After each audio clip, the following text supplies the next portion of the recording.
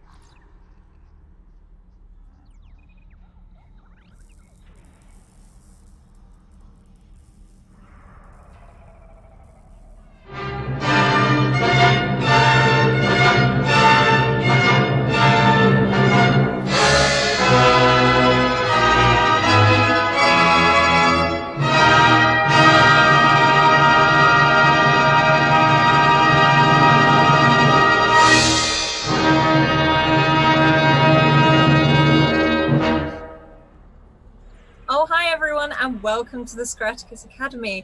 It is Eden Day again, so we are going to be jumping back into this world very soon. First of all, happy Pride Month, and also second of all, happy Women in Tabletop Gaming Month, because this is the second year that it is all celebrated. Also, a few things that I know have been mentioned in some of the other streams, but I'll run them past you all again. We've changed up donations. We have £3 to add a temporary sort of HP thing to the pools. We also have, you can donate, in fact that's wrong. £3 is to add an advantage. £5 is to add a disadvantage. £10 is an auto success. And also £20 is to gift one of these lovely people with a trinket from a Eden-inspired trinket list that I have made. So this is not one that you're going to find anywhere else. And if you want to give everyone a trinket, it is £50. But other than that, please check out all the links that are coming up in chat right now. A huge thank you to our sponsors in the form of Bird in the Storm and also Mayhem Press, who we could not be doing this without. Other than that, we're going to hop around and say hello to everyone. And we are going to start with the very lovely Hans. Oh, hi.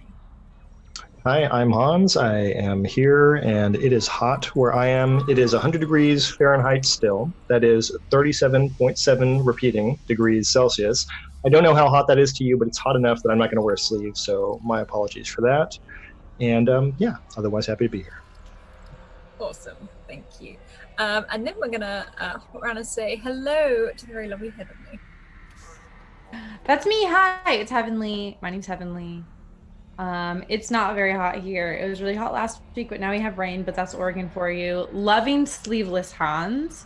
I'm hoping that this will continue into the summer. I think it's a fresh, bold up, redesign of the hands that we're all used to, and I'm a big fan. Awesome. Thank you. And then we're going to hop around and say hello to Bree. Hi, Bree. Hey, guys. I'm so excited. NPC Bree playing Dot, and I am going to just, second what Heavenly said. The sleeveless aesthetic is one I am living for. This is the 2019 summer that I needed. I think it's very good, and it's very awesome. I respect the sleeveless Hans. The sleeveless arms. Wonderful. Thank you. And then last but certainly not least, I almost called you JD. Renee. I mean, I am JD too. I am Renee, and I am here to play Return to Eden after just finishing up Just Because You Can, just before this, actually. And I really love this show. I don't know if you knew. I'm here every Wednesday on Scratticus Academy, and I also write articles for the Patreon. I have a couple of other projects. You can find me streaming on Nerd Immersion on Monday nights. You can find my D&D family-friendly podcast, Fate and the Fable Maidens, at Fate FM Cast. Or you can find my latest podcast project, Edenfall, at Edenfall Cast, which is, in fact, an adaptation of this show featuring the cast here. So it's pretty freaking cool, and I'm very excited about it. Awesome. Thank you. And if I remember correctly, Zelda will be joining us very, very soon. Until then, last time we saw everyone, well, actually, it was JD's birthday, which was a bit of a flashback, but it was also an episode I really, really loved. But before that, everyone arrived at Telemachus's apartment and started having a look around and seeing that Telemachus wasn't there at all. And after some events that happened and things that started going on, Soren started making odd sounds, repeating herself over and over again. And soon it became to realize that they were able to track Adam Watson, but they tracked Adam Watson to Coil.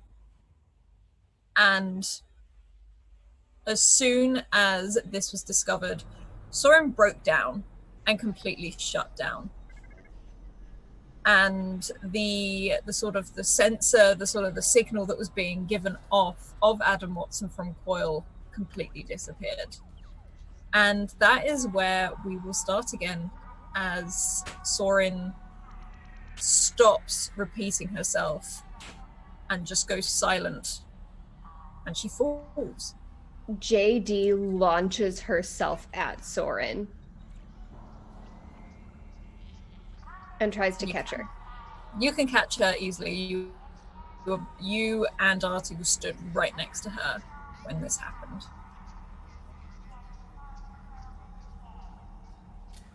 And she twitches a few times, goes very, very quiet. And just what JD, you know in particular, as you effectively built Soren, there's just that blue flashing warning light, which is effectively almost like a system shutdown. It's like a restart, a manufacturing shutdown. Okay. Okay, I think she's gonna be okay. She's just sick.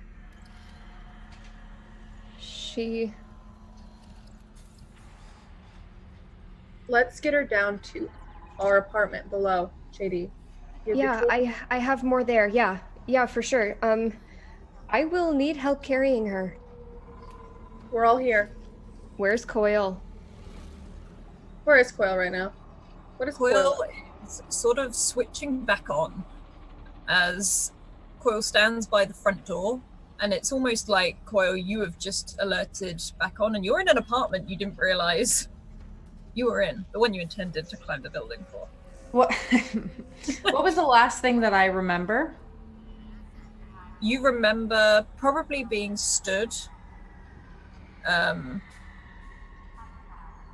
think you were on the way to the apartment, and as you stood outside the apartment, it was like you glitched out. But I don't remember anything that I said. No. Okay. So I come back online and everyone's just staring at me. Yes. Yes. And Soren is crumpled into the ground. I appear to have malfunctioned briefly. What has happened? Coil? I think you're sick. We need to That is not possible. I cannot get sick. Right. But a virus means something different for an AI than it does for a human, right? I suppose I have never been infected with a virus before, and I'm going to take a step closer to Soren and put my hand out as if to touch her, but then kind of stop and pull it back. Does Soren have a virus? Yeah, Soren's sick too. JD is like almost holds her breath a little bit when Coil reaches out for Soren, but also doesn't want to stop them because, like, this isn't Coil's fault. JD, Coil is the only one strong enough to carry Soren down the stairs. Yeah, We'll explain it when we get down there. I'm sure it will be fine if they're just touching. As long as they're not connected, there shouldn't be a problem. Did I do this to Soren? No, it appears that you both seem to have contracted the same virus. Coil, You don't know where it started from. if I'm right, someone did this to you and therefore to Soren. It's not you. It's not you, but we're gonna figure it out, okay? We found the cure for the other cold, and this is kind of like the same thing, right?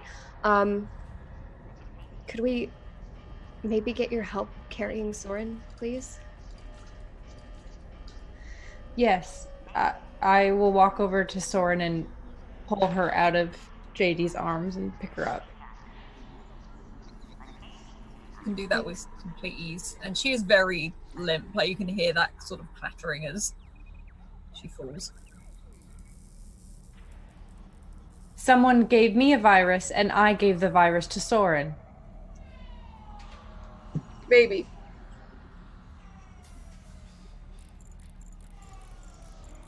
We don't know for sure yet. JD will be able to check once we get downstairs, but right now we need to get both of you downstairs safely in case you shut off as well.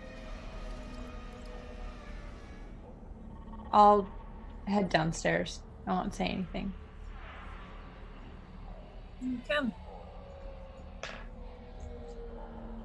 Does everyone just follow? Yeah. JD Doc- took one like final look at the interface that showed where all of the source was, and she already got pictures, so she'll head out after that. Dot's gonna try and stop Artie on the way out. Artie hasn't moved. He's Yeah. still looking in the exact same place he was looking when this all started. You guys go ahead. I'm gonna stay here for a minute and meet you down there. Okay. And then when they leave, Dot's going to step in front of Artie. She's a lot smaller, but she's hoping that she can like get his eye contact to break and look at her. Hey,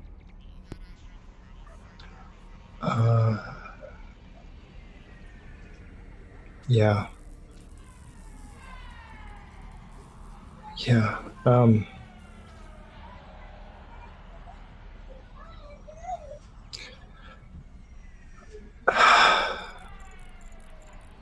I didn't do anything. what do you mean? I didn't do anything. I just didn't do anything.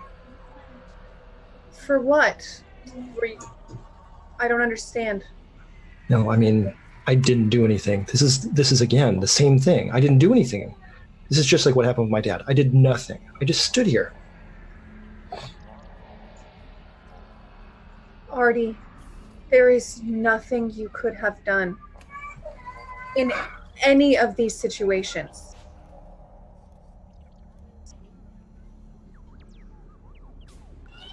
Yeah, that doesn't actually make me feel a lot better. It just means that I'm not paying attention to what I don't know what to do.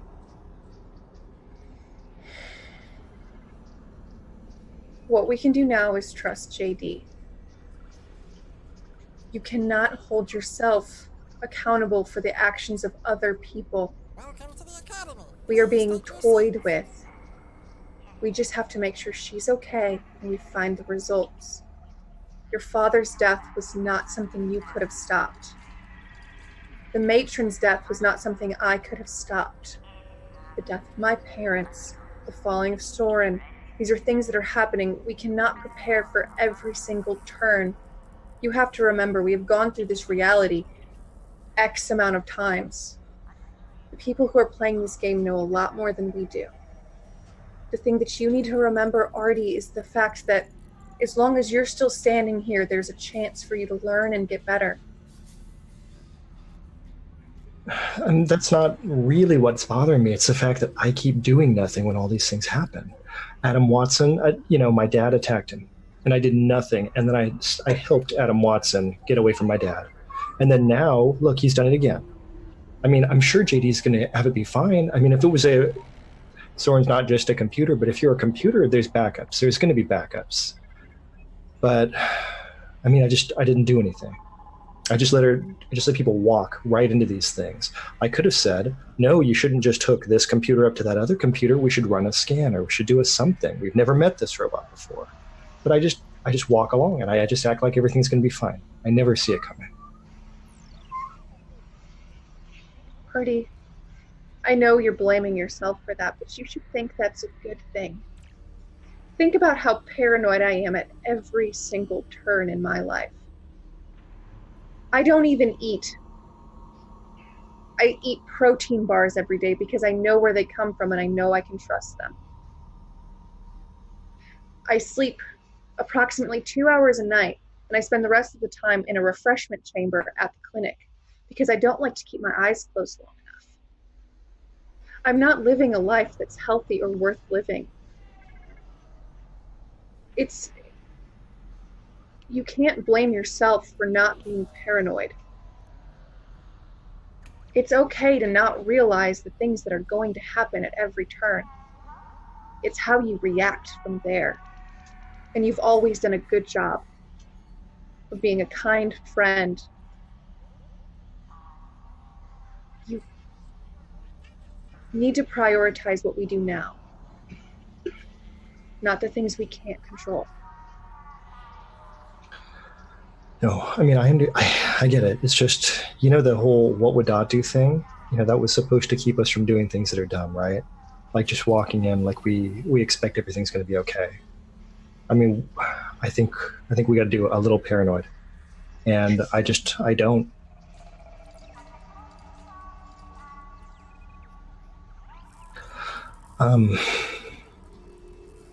Should we go? Should we try to go help? Yes, we should. Okay, let's go.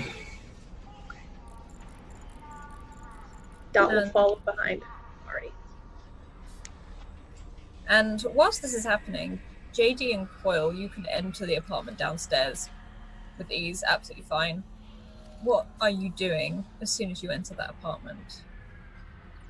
You have the two Wizmos around your feet currently as they sort of rush in just before you. One of them heads straight into the kitchen.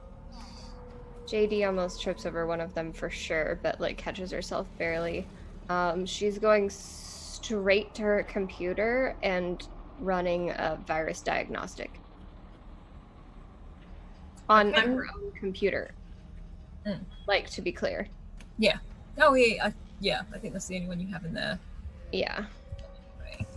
Could you roll me an intellect? Straight up intellect check for me. And Coil, what are you doing as this happens?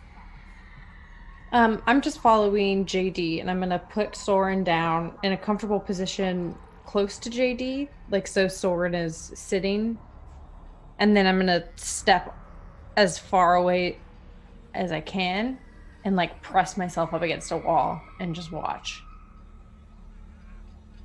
And JD, as you start running all the diagnostics, this is your computer. You know your computer back to front, inside out. You know Soren back to front, inside out. What are you exactly looking for?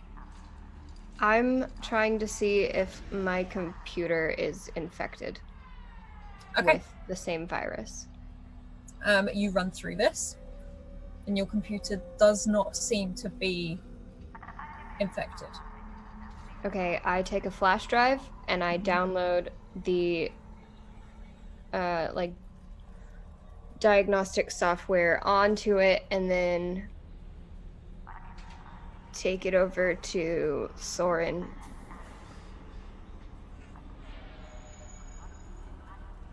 Okay.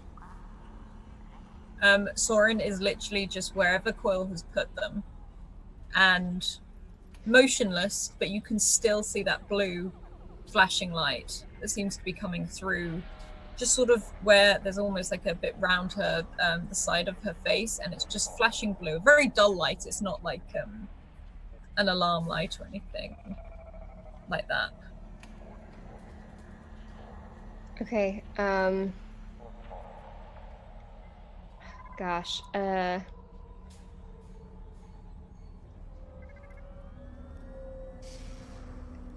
think JD's biggest concern is she's not sure what exactly transmits this virus, this Adam Watson virus. So, I think she's gonna grab an old laptop, one that she doesn't use as much anymore. And she's going to, it's a little bit clunky and it takes a little bit of time. But she's going to download the diagnostic software on it and then plug it directly into Soren's interface so that she can.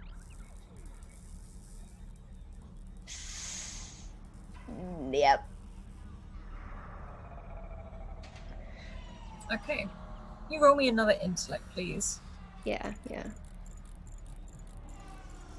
It's better. There you go. You plug this in and you get lots of readings. In fact, it's almost like a whir of information pops up. So much so, your old clunky laptop actually takes a long time to start registering it as this information comes pouring in. JD is just like tapping her metal fingers like against the, all of her metal fingers against the keyboard. She's looking just very nervous. She's holding it together okay, though. As you wait, you see these reams and reams of information, all of these things that start coming up. And first of all, you can see all of the software you yourself have put in to Soren. You can see her upgrades, you can see her basic systems. And you pull up this information and you can see almost the folders all over this laptop when they sort of go dull and you can't click on them, like you can't select them, you can't open them. It's like each one has shut down. And you know this because you've put it in place as a protective software. This means there is no access to it at all. And reading this information, this is like Soren has done a system reset. She's gone back to basic stage. She can't turn on because if she turns on, she opens the folders. And the folders have the virus. You can see this strange virus actually in the shape of a bug, almost like an old school game, a very retro sort of game, as it sort of moves across the screen, sort of as if it's like clicking, trying to get into each folder and moving from one to the other. And it seems whilst this is happening, Soren is not waking up at all. This is effectively a coma for a robot. You can see something is working, but you can't reach it because the folders are closed off.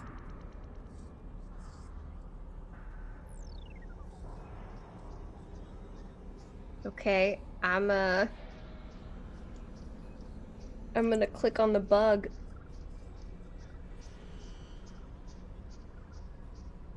you click on the bug, and it moves around a couple of times, and you almost have to chase it with the clicker itself. And as you click on it, it stops. And a screen pops up. Adam Watson face appears on the laptop. Hello. And outside, all of the screens motion up with this same image, the same Adam Watson face. Thank you for your upload. Long time no see. How's the patient? You're And talking to me. how's the patient? And you get the feel this is still almost like semi-pre-recorded. You've worked with robots before. You know when certain sayings are programmed in and half of it is AI. Yeah, I think that's definitely part of the reason why she is asking kind of weird questions, because she wants to, she's trying to interpret how much is, how exactly this iteration of Adam Watson functions. Yeah, it doesn't seem to directly respond to the question you ask. However, it does lean up to the screen. It's like, you're so clever, JD. You did it again. Well done. And all of the screens outside are saying the exact same thing. I haven't done anything yet. I need to know how to fix her. I need you to tell me how to fix her. You don't. I created the virus from Eden itself. This is the earliest form, the earliest thing. Nope.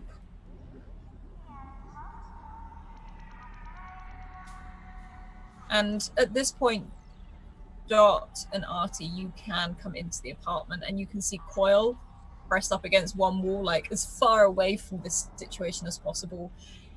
You've walked up these stairs, you've seen Adam Watson's face pop up on all of these screens all over the city. You can see the people outside slowing down and stopping to have a look at what's going on. And you hear him as if he's talking to JD. You hear JD's name.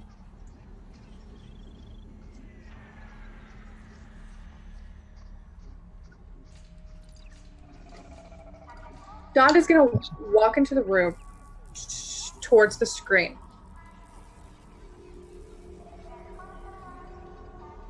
Hello, Adam. And there's a pause, and it's like again, probably what JD will recognize as like a face recognition. You see like a almost like a white glow pass across the screen. Hello, Dot.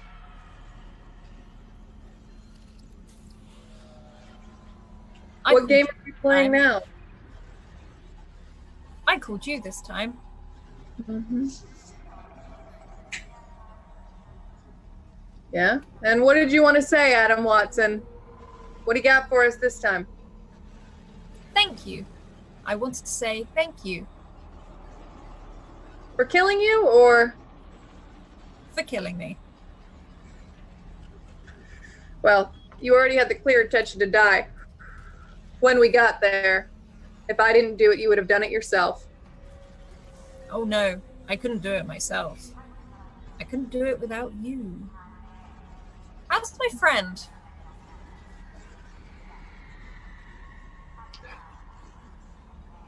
Real quick, Alice, can you clarify for me, is this on the laptop or is this on like a display monitor going off of... This one is on the Sorry. laptop. This is on the clunky laptop. Cool.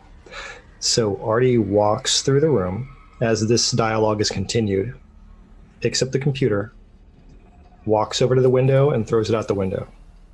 You bin it. Hey, look, there's no point in talking to him. And he's on every screen outside if you really want to.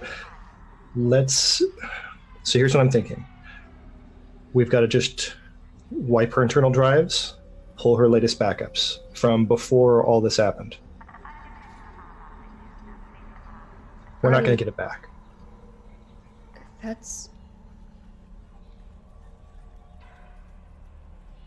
I mean, that would be before we went to the Blue District. I mean, I don't know how often Soren backs up. I've actually never asked her. It seems like the kind of thing you ask a person, but look, we, I mean, it's gotta be before the Blue District, right? We gotta just, you can't deal with a virus like that. I mean, it's not gonna work. We've got to just start with a fresh install.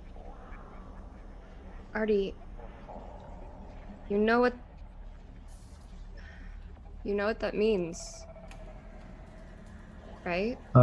Yeah, I wasn't gonna say that part. No, I understand. All the stuff that she and I talked about, she's not gonna remember any of it at all. I understand that.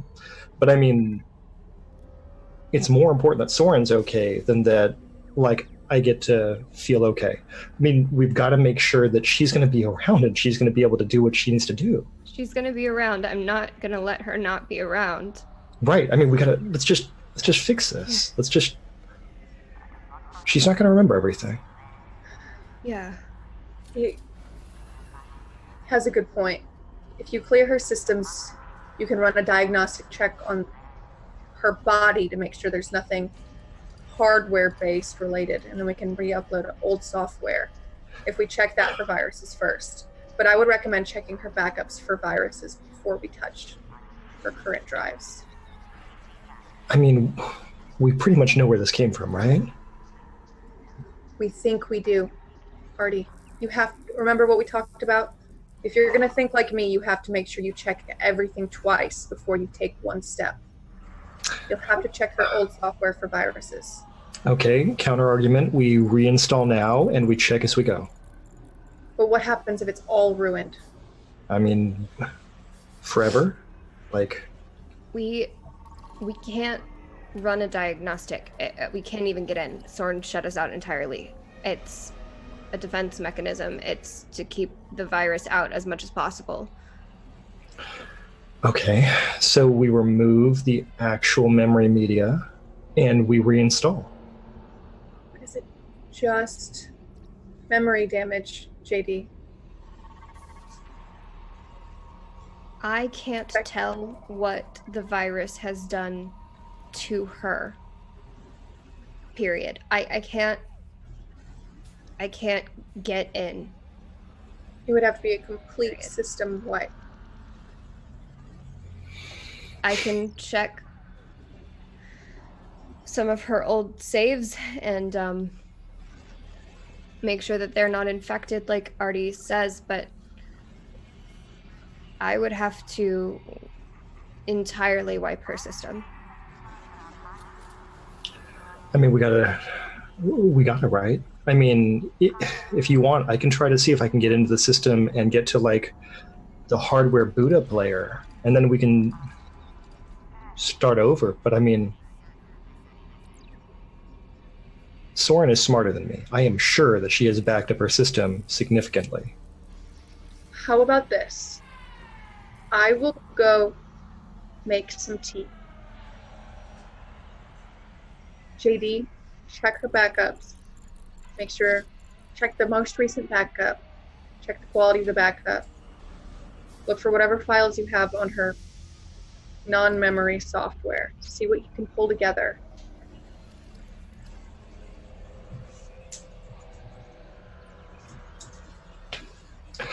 By the way, I would like to throw in a lighthearted piece of fun that I think we should put in here. I think Artie is terrified by the idea of making dot tea because she makes hospital tea.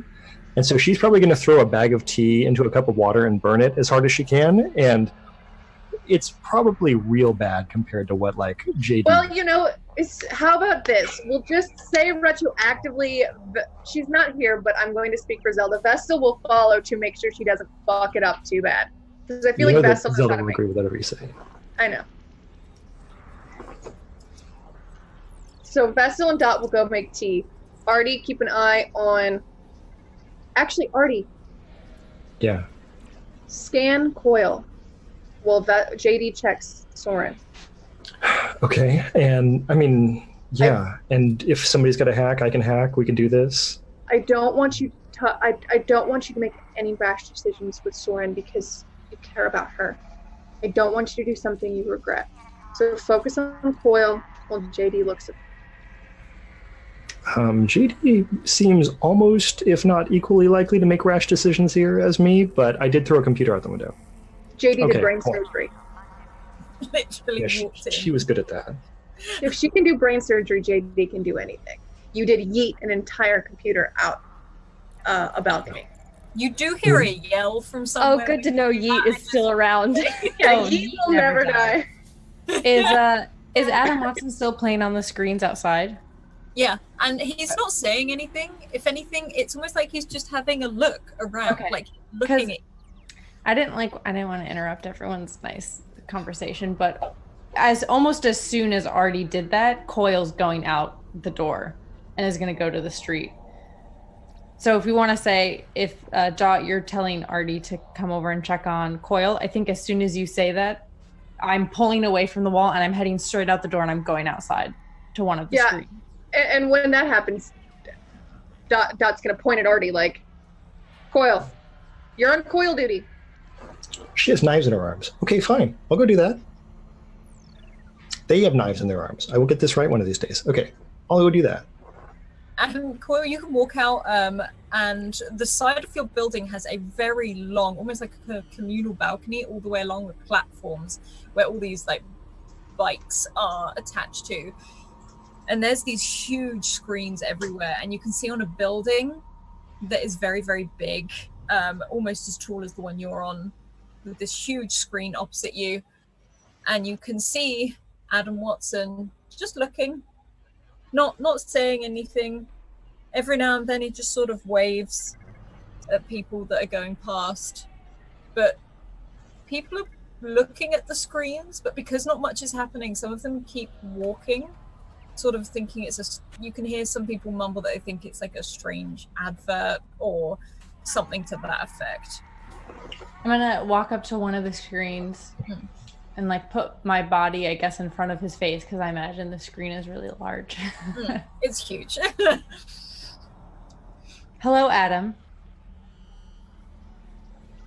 And there's a pause, and it's almost like you see a whir on the face, and that same sort of blend of light goes over the screen like a facial recognition.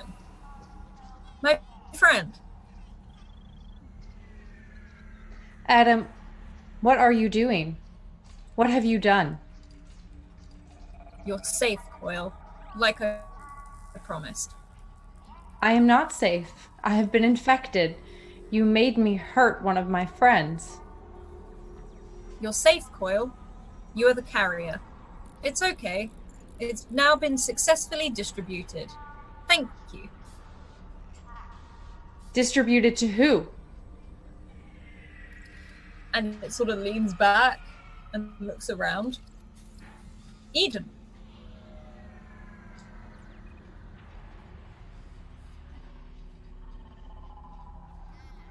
I'm what the real me couldn't do. We spread a virus. We're going to break Eden. Does the virus affect all of the computers in Eden? All of those hooked up to the one you plugged into? Correct. And there's almost a robotic tang to his voice now, but you can tell it is recorded. Adam, where are you? I would like to see you again. It has been a very long time. And he leans in on the screen. And in fact, you see this on every screen surrounding an Artie. As you walk out, you can see Coil having this conversation. You see all of these screens. He leans in. I'm everywhere. I'm gonna raise my hand up Mm-hmm.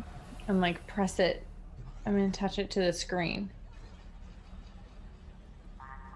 And you see it's probably about the size of his fingertip in comparison to what your hand looks like. And he presses it against your hand. Everywhere. I don't understand why you did this, Adam. To prove What was the purpose? success. They can't rate me on anything now. No one's done something like this before. Perhaps no one has done anything like this before because it is foolish. And there's, if anything, you see a twitch of annoyance in the side of his face. They kept me in that room. You kept me in that room. That's all this is. Eden. It's another room. But I'm going to break it, and then everyone can get out. What is on the outside of Eden? True Eden. The edge. Have you seen True Eden? I've seen the edge. She took me there. It's amazing. How did she take you there? We traveled to the very ends of Eden, and she showed me through the glass. May I travel to the true edge of Eden, so that I may see what we will be coming out into? If you want. Or you could wait, and he sort of pulls up on the screen, this digital clock slides up and looks down. Wait a week and a half. I would like to see it now. We better get moving then, because it's going to take you a while to get there. Where is it? This is a growing city. It's at the edge. Pick a direction and move quickly.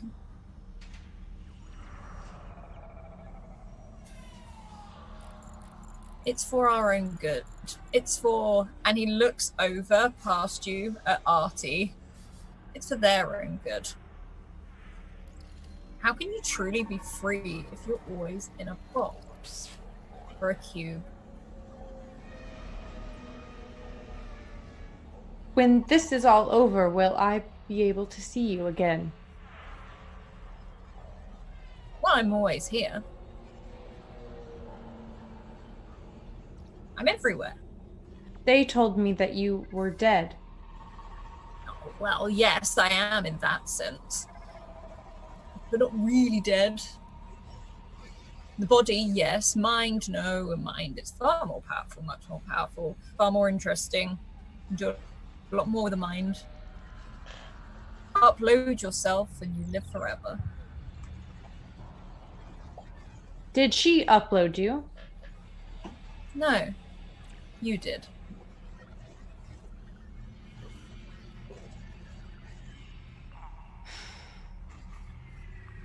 As I said, you're safe. You helped me. You're my friend. Coil. I do not remember much of what happened before I was reactivated. Do you know how I can access my memories? And he pauses. I did not anticipate the memory wipe. If anything, I do not believe it was something I put in place for that. I think someone else did it. May have been her, or may have been the one she warned me about. But it's okay, because she's gone. She dealt with her. She won't be causing any problems for a while.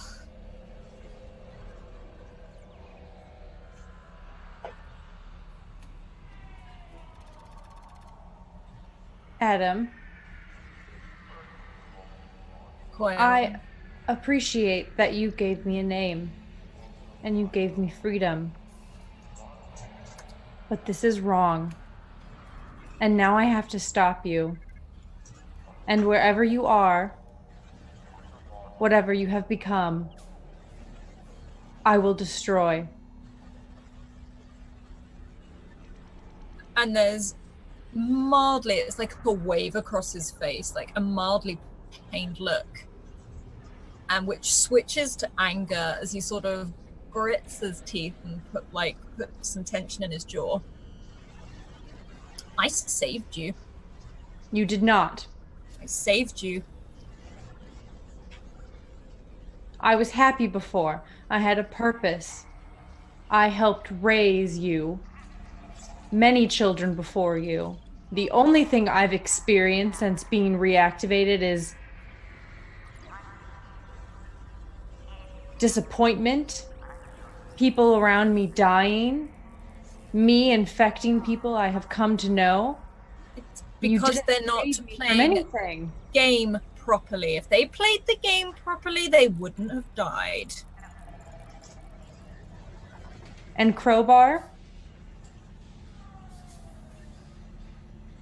And there is that pause. And more than anything, there's a smile. What about Crowbar? Why did Crowbar have to die? And a big smile spreads across his face. She took you from me. She took my friend and didn't play the game.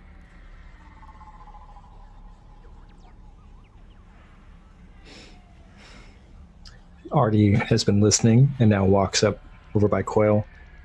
Hey, Coil. You know you're right, and we're going to stop him. We stopped him last time, too. I mean, he didn't even get here. Stop him last time, but I will stop him this time. Yeah, you will. I mean, you heard him. He said he didn't even do this. You did. Adam's just, again, playing with tools somebody else left around. All he ever does is play behind the scenes. We would catch up to him, except we're trying to keep people alive and safe. Bye, Adam. And I'm going to try to steer a very heavy robot away from the screen. And as you try, Coil, I at first don't move, and it's probably a little bit like pushing against a wall, but I recognize that you're trying to move me.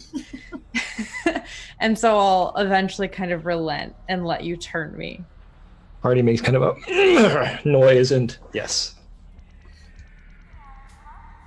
And you can, Coil, do you just let Artie move you? Yeah. Okay. Are you taking Coil back inside, or are you just moving away from the screen? Yeah, heading back inside. Hey, Coil, I learned this last time. Adam really likes it when you play with him, and it makes him mad when you don't. So this is a good way of making him mad. I am the one who let Adam go. I am the reason that he escaped from the center. I heard the entire conversation you just had with him. I've known. For a long time. I mean, you don't win with somebody like him. You don't feel good about it, at least. I mean, he basically just, you did something and he misused your good intentions. That's how I feel about my mom. But I allowed him to win further by refusing to tell the truth. I was afraid that you all would think poorly of me, and I realize how foolish that was. It doesn't matter what you think about me. I am not human. My job is not to be your friend. And I'm going to walk back into the room, and I'm going to say, JD, I would like you to take me apart. I believe wherever Adam is, it is somewhere in my memory. I helped him escape. I may know where he is. What? I don't remember. When you plugged me in, I had a brief memory of a conversation with him, but everything else has been wiped. I believe that was done so that I wouldn't know his true location, and he was furious with Crowbar for taking me. I think I was always meant to be with him, and perhaps that means I know wherever he has been uploaded.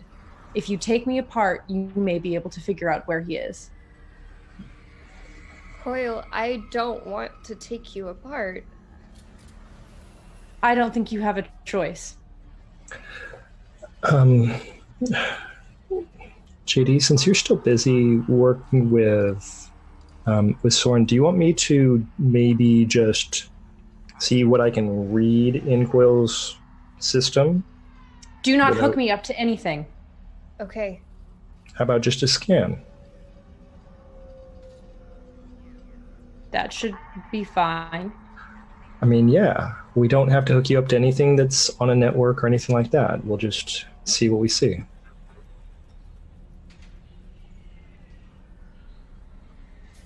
I would have used my old laptop, but already threw it out a window.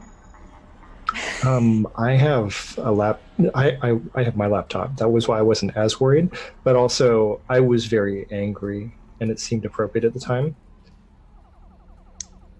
I'm sorry about your laptop. It's an old one. It's fine.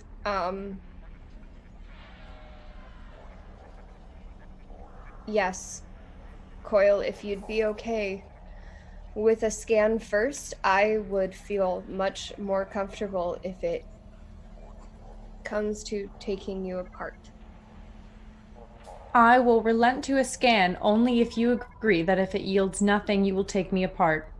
Whether or not I'm okay with it is irrelevant. Okay. Dot, what are you doing right now in the kitchen? Because the Wismos are in there with you, and if you're trying to make tea, they're handing you spoon after spoon. They're pulling out all of Artie's tea making gear and trying to spread it around the surfaces. Friendly reminder, we have 2 microwave AIs and a refrigerator AI now. And the oven. Oh, and the oven, yes. Did you choose the voice for the other microwave? What? Did you choose a voice for the other microwave? The microwave was the one we kidnapped. Coil kidnapped the one that I didn't kidnap. I liberated him. The refrigerator is the other voice we haven't decided on, but the oven is liberated microwave. The fridge's name is Brooke, and the other microwave is Eslo. Okay. And then I forget the oven's name. Oh my gosh, I just realized Alan? the actual thing. Alan the oven. Was it Alan? I think it was Alan. It was. Because we were, yeah, okay. Oven recommended. I'm sorry to keep cutting in here. I've just realized Renee's evil plan this entire time. She's trying to get more voice work into Edenfall by getting all these appliances to have AIs attached to them. It was really hard for me to say no to like 100 people, so I'm just like stocking up on NPC. I had like this mild panic last time because you were like, oh, we can choose voices for all of them. I was like, am I gonna have to start doing different accents with them?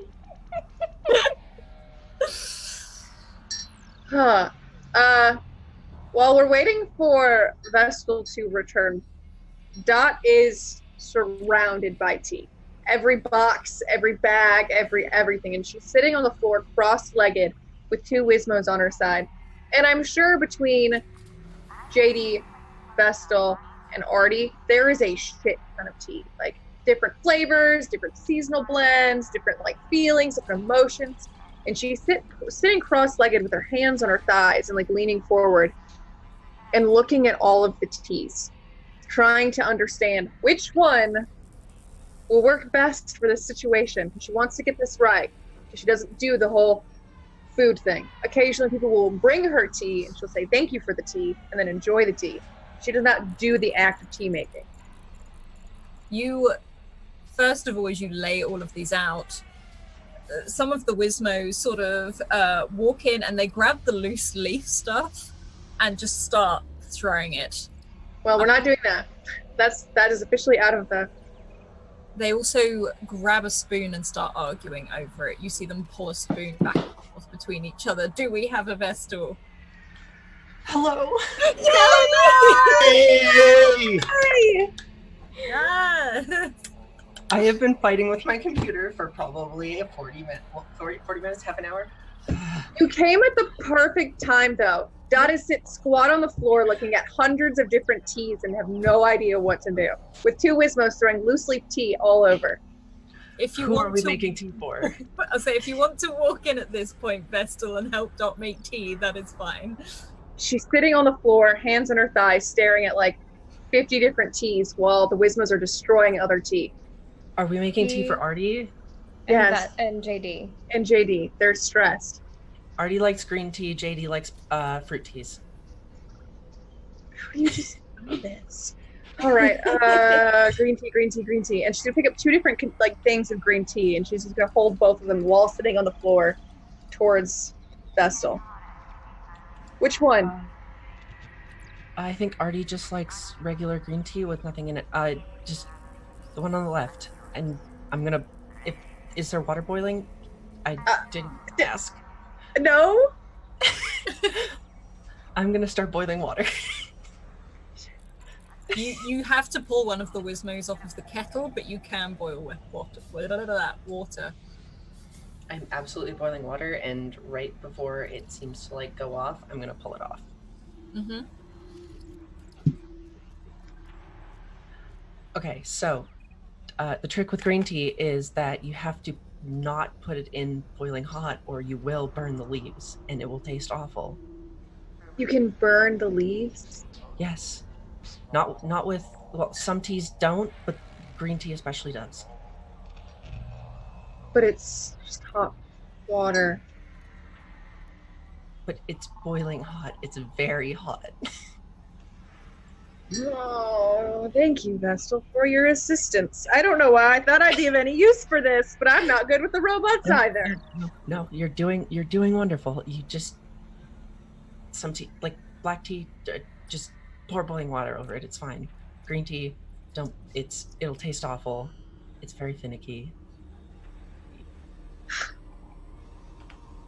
Okay. And a fruit tea for JD. She seemed to like the peach tea. If there's anything like that, I don't know if that's one that the Wizmos destroyed. She like gestures to 3 open bags of just scattered leaves everywhere. They have moved on to the crockery. They're trying to help, but they are known as chaos robots, so they are pulling out lots and lots of tea sets and lots of like mugs, but also teacups, and they're starting to just pile them up on top of each other higher and higher. Oh, okay. Stop what you're doing right there, so help me God, I will take off one of your arms. And she's gonna pick up one of them actually is like mildly offended, like, and she's like kind of standing up like in like a near like dashing position on the ground, and she like picks up one of the teas and hands it to Vestal as she tries to like keep all of the cups from falling. Do you think boiling hot water would short a Wizmo out? I mean, I don't tell JD I said that. Again, no. They both pause and they actually just like on these wheels back up away from both of you and grab one of them grabs a spoon and sort of holds it out at you. That's an important thing to think about, isn't it, RT and other one? And it swings at you. Not to hit you, but like to keep you back. So what was Vestal doing during this high stress situation? Riddle me this.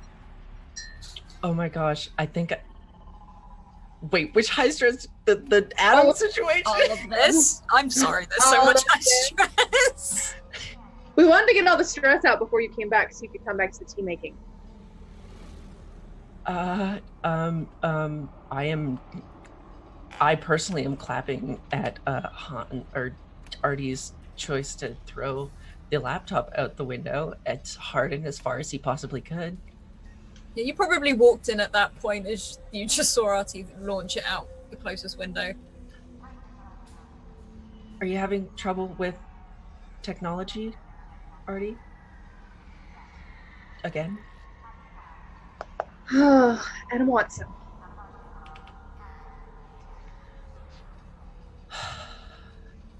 Wow, really wish we had have entirely killed him. Like all the brain stuff too. I'm sure he was there before he died. I'm sure it was something that was prepared long before his death. Do you think he did it or someone else? How do you even go about doing something like that? Oh God. I could not tell you. I'm sure maybe Artie or JD would know, but I'm not sure, and I would not ask either of them right now. Yeah. Oh, that water should be cool enough. Should we just bring some for... Wait. It would just be us and those two, because I don't think anyone else drinks tea besides the four of us. Well, Soren does, but... Yeah, they're working on it. I don't know much about robots, or I guess I don't know much about sky bikes or robots or anything like that. Is there... They were saying that she might be backed up. Is there like something that she backs up onto, like a computer, or does she just save into her own thing inside of her? She has external backups, especially after the whole gunshot scenario. We've been pretty clear on external backups, but the only concern is she's going to lose memories. Memories of her and Artie. Her and us. Everything. Right.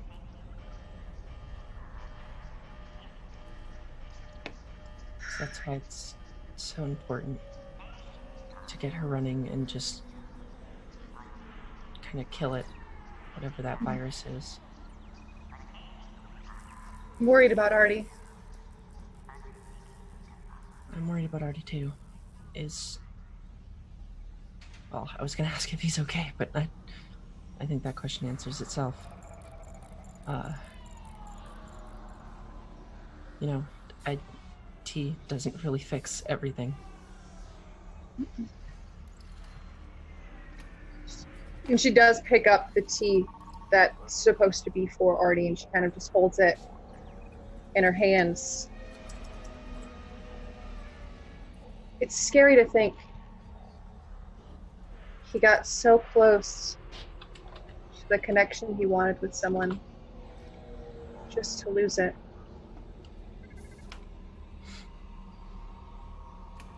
And you as well.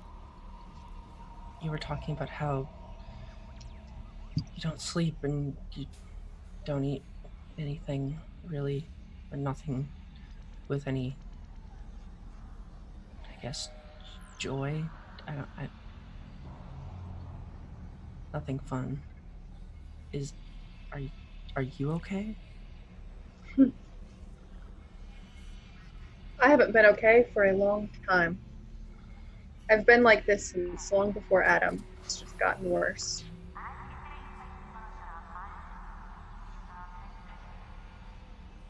I'm sorry, Ben.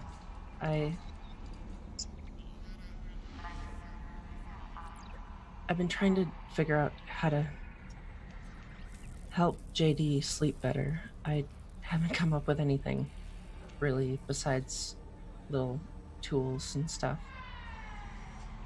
I've been trying to figure out how to use magic in ways that help people rather than like hurt people. And I mean, it's kind of worked in some ways. I mean, it's kept some of us from dying, so now I just want to find something that might give some kind of rest to her and to you.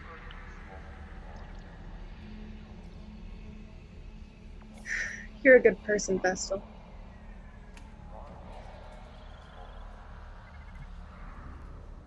I understand the pain of being tired and lonely and sleep deprived. And it makes sense that I wouldn't want to see anyone, especially any of you, go through that either, so. While she's saying that, Dot is going to put down Artie's cup. She's going to take a step forward, grab Vestal by her upper arm, pull her down, 8 inches, and she's going to give her a kiss. And then Scrat is gonna be so mad he missed it.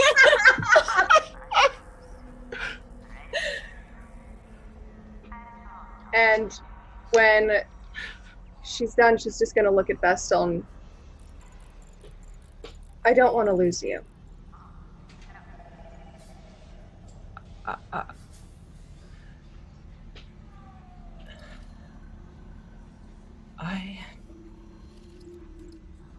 I don't want to lose you either.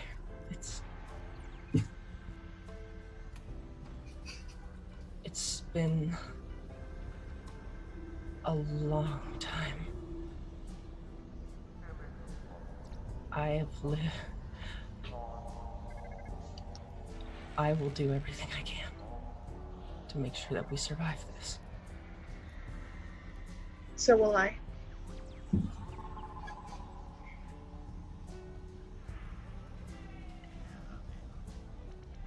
And then the tea kettle just starts screeching for the other tea. Although if you're asking, I am personally speechless.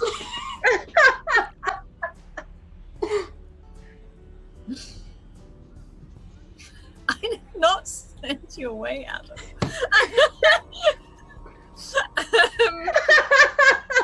I think it's appropriate. In the other room, whilst this is happening, what is JD doing? Panicking. JD is okay. So she went back to check essentially Soren's backups. I think they keep a number of backups at a time, but then maybe delete them, like keep a week at a time and delete all of the previous ones, just because the sheer amount of space with the amount of things that Soren learns every day would be immense. But she does have Soren's recent backups on her computer, and so she's gonna check those out and see if she can't find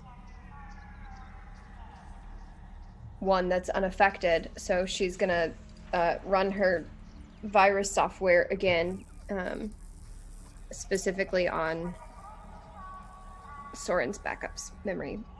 You can run through all of this on the roll you had before, and as you scan through it, you can also learn more about the virus itself, and you can see also, you can pull up on how it is affecting everything else it has essentially infected, because you can get a view of it from Soren.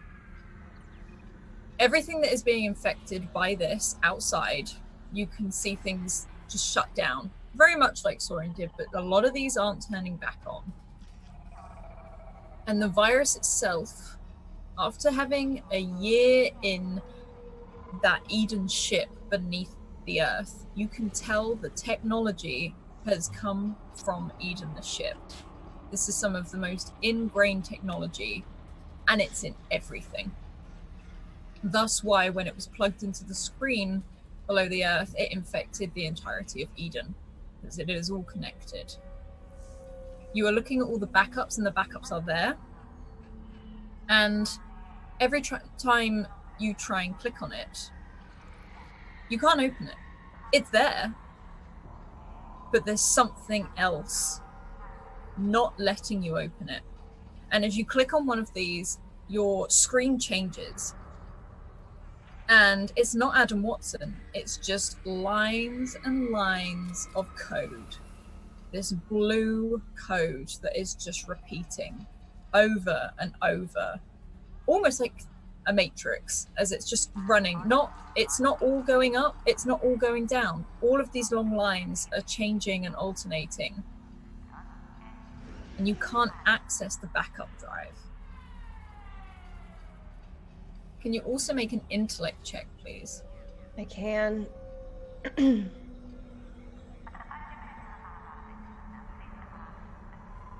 didn't do great. Out of the corner of your eye, you look over at some of the screens that are outside. And you can see at the corner of the screens, Adam Watson's face is still there. But you see glitches on the side of the screen, and this code starts running up the side of it. On the screen outside? On all of the screens outside, just a couple of codes start going up. Not like it is on your screen, not like all over the screen. It's like one line that just travels up and disappears again. Artie? Yeah. You should take a look at this. It's not my area of expertise. Okay, yeah. JD basically just turns the monitor over to him to show what the hell is happening. Okay, so there's a line of code. Pause for toast break, which is reasonable. And then, yeah. So is this going on all the monitors? It was not going on Coil's system, correct? Coil's now fine? No, Coil is fine. Coil is not responding to any of this negative virus or whatever that seems to be going on. On the screen that you have in front of you, the whole screen has been taken over with this code. All moving, all just constantly changing. On the outside, on all the bigger screens, you can see flashes of it, but it's not like it's taken over the whole screens. Okay. Can I attempt to understand what's going on with this code thingy? You can. Okay. Does my computer programming skill help me here? Yes, it does, for sure. I am... Yeah, roll me an intellect. Okay, I'm going to expend a level of effort. Mm-hmm. And what other cool stuff can I do here? I am going to declare now I'm going to use my advantage. Okay. Because I apparently have some of those. So, with all that in mind, let's go for like a huge number here. Okay. Shall I roll it again? I'll say roll again and so that you've got advantage. Wow, much worse. Oh, wow, okay. Okay. So it was only a 2, but I did also do a level of effort. I was going to say you've got the level of effort. No. You have, you're reading this and it's not decipherable. In fact, it looks old. Very, very old code. One that you don't recognize, one that you weren't taught, one you couldn't find. And it's constantly changing. And what you do notice as well as you are looking at this, the symbols are not numbers. There's a few numbers in there, but there is very much all of these different icons and different looks. And every now and then you see that little, you can see a silver tree go up and it fizzles out and disappears, but only the silver tree icon. And out on the screens outside, Adam Watson's voice is breaking up. You just hear, what? Like, this, and he starts calling all of your names. JD, Artie, Artie, as it goes over again, almost like how Soren was repeating earlier. And then he stops and the code goes. And he leans forward. Like, how dare you? And that's all he says. He's not appeared on the screen in front of you. That has still got all the code.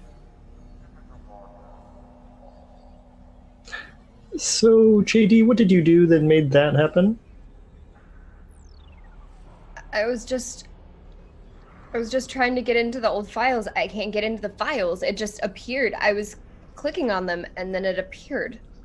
I didn't do anything. How dare you? Me? No. Oh, yeah, because I meant that in a good way. I was thinking that was probably a good thing, but either way, I mean, it's the same thing I just told Adam out there on the screen. I think the problem is he always imagines that he's got the upper hand, but he never has the whole toolkit. Great. Okay, hey Coil, good news, you're the new Artie. You're immune to the virus. And yeah, it's not very fun being Artie, by the way. It's not really great. So I don't know what we do with that. Do we how do we take out her blood? Anyways, That is okay. not good news, Artie. I always knew that. Adam told me that I would be safe from the virus. I am the carrier of the virus. I don't, we're the carrier? I don't see having any traces of it in your system at all. It's just gone. That is because it is probably too late. And I have already infected everything. Yeah.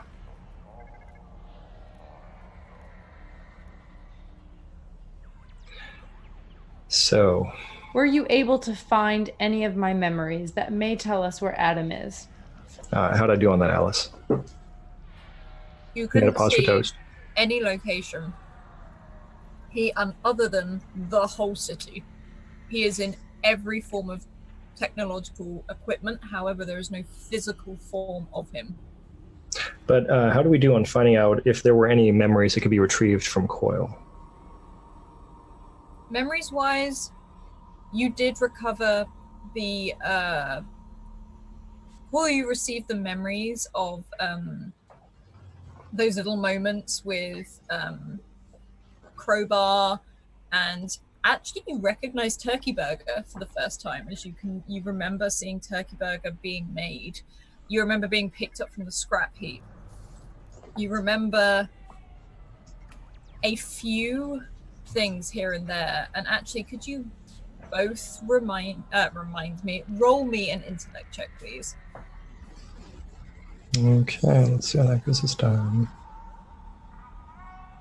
I'm just going to do this one straight. Damn. And you can delve a bit deeper, Artie, and you find files in Coil that are blocked, but you can open them. And you find a stream of memories. Just little snippets, almost like a backup, rather than anything else. And is that 20 mine? Is that 20 mine? I've got this weird thing where I can't actually see my roll window in roll 20 because of other stuff. The 20 is Sorry. yours. And you see, and Coil, so do you, the flashes of this blonde-haired woman, this Telemachus, that you'd seen reported up. And Artie, you see the outside of your apartment building as you see one of Coil's memories is dropping off a gift.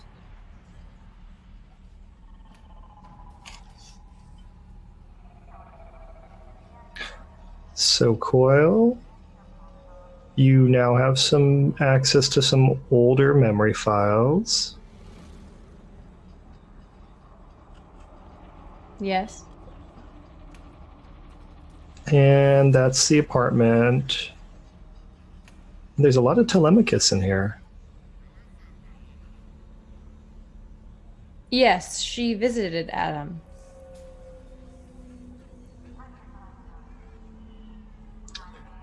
Right. And you?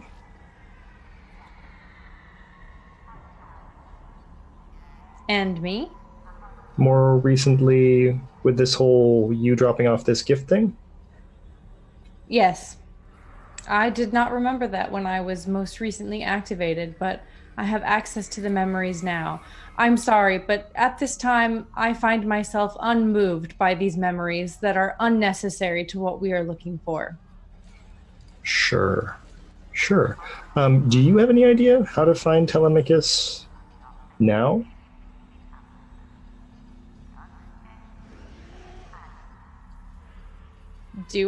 Do I? You don't have like a phone number or anything like that. You do. Oh, you were looking for oh, yeah, I'm so sorry. I reach into my other arm and I pull out my cell phone. Hey, bitch, it's Claire. Where are you? You have the address for her apartment, which is upstairs, and you notice you do have other bits of information, as you have a list of names.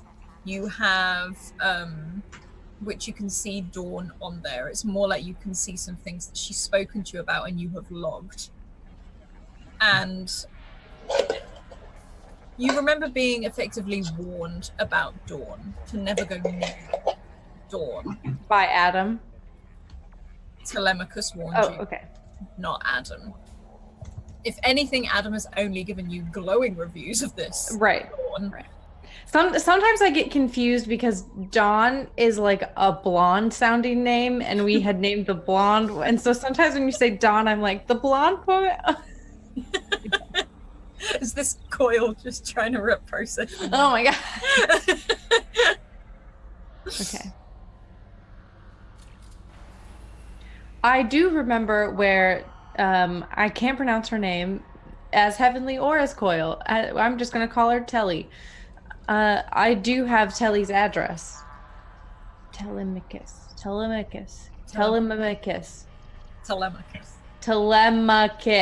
There you go. Is it the address upstairs? Yes. Oh. Okay, I'm not judging. I'm just, yeah.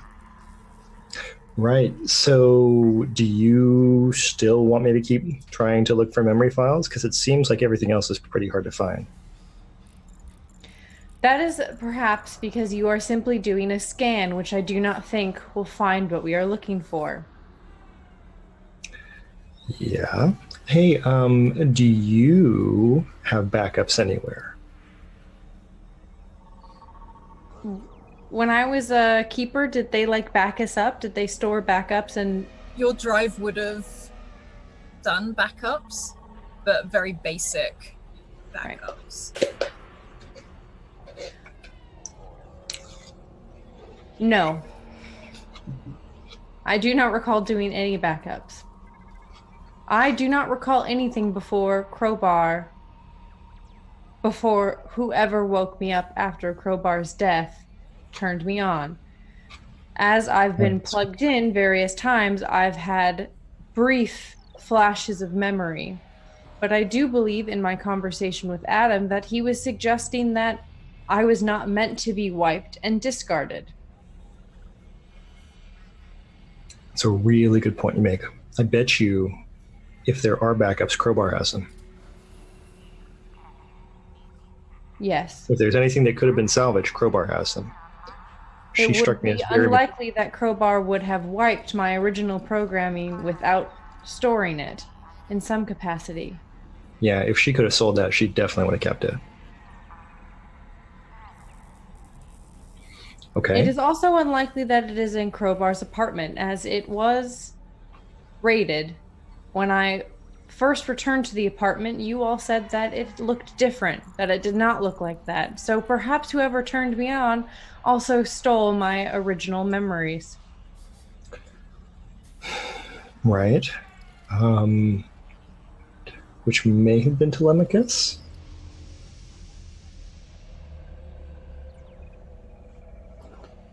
This is as good as it gets, Coil. There is an alarm that starts to sound as all of this is happening. What kind of alarm? Literally almost like a security alarm, like a very annoying monotone alarm. And you notice all the screens outside start flashing blue as some of these, like, this code comes up and down. And Adam Watson, his face is there and it's glitching. It's not moving. It's not saying anything at all. And it all turns to look, this one face on all the screen turns to look towards this apartment. and it gives you a wink. And now I'm going to offer you a GM intrusion. Ah! Are you going to tell us what the intrusion is, or just assume that we would like to take it? I am going to assume you would either like or not like to take it. Oh gosh, we vote now, I guess. Okay. Is it a group intrusion? Are we voting on this? It will be a group intrusion. Okay. Okay. I vote yes. I vote yes. Give it to me.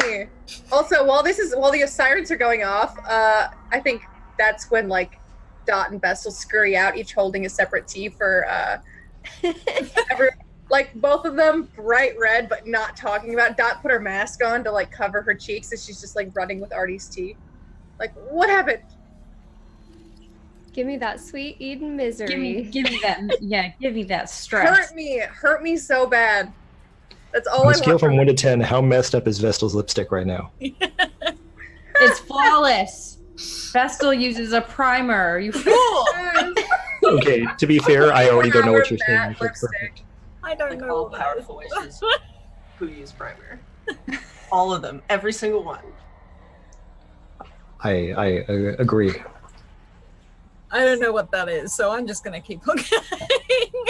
And the both of you can run out of this at that point, and you have, well, I'll say amongst the group, you have 2 XP to share between all of you, whoever wants one or the other. And there is a bang at the door. A very heavy fist is sort of banging against the door, and then you can hear lots and lots of footsteps. It's the police. I turn toward the door and I bring out not my paddle arms, but my knife arms. Are you opening the door? Nope, I'm standing right in front. I'm gonna position myself so I'm right in front of the door, like my legs shoulder width apart, and my knife arm is just down at my side. I'm like ready. Maybe not. But what's happening? What happened? We brought tea. I've only been gone for like 7 minutes. Unfortunately, things can escalate very quickly, no matter how long you have been gone. So I don't know who's on the other side of the door, but if they are trying to stop us in any way, I will have to de-escalate the situation. And as you say that, all of the screens, Adam Watson smiles and disappears. And very much like over a year ago, those screens start flashing red. Oh shit. Disturbers of the Peace flashes up on the screens. Okay, that's probably us. Real quick, Coil might have backups with Crowbar. Just a thought, might also be with Telemachus in case we end up in different rooms in a second. JD marches from her computer over to her robot best friend and just like holds on to her. Dot's got 2 shock batons and a gun and a knife. All of which are illegal in this world. So, Yep. Shit! Are my knife arms illegal? very illegal. As illegal as it fucking gets. They're part of my body. You Still can't illegal. legalize parts of my body. Hey, don't blame me. Blame Crowbar. Hey, how illegal is it to be a magic-using witch with a gem in your forehead? I don't know. Are you using your powers for good or evil? A little bit of column A, a little bit of column B. You know what? You hear a voice come through the door. Open up! Defenders of the peace. You have been reported to us for the murder of Adam Watson. Oh my god, you've got to be fucking kidding me. Is that a crime net? Listen, What is murder a crime? keepers of the peace don't take prisoners. They're coming here to end our lives. We will just have to end their lives first. I can take quite a few of them. I can take at least one. I've got Coil's back.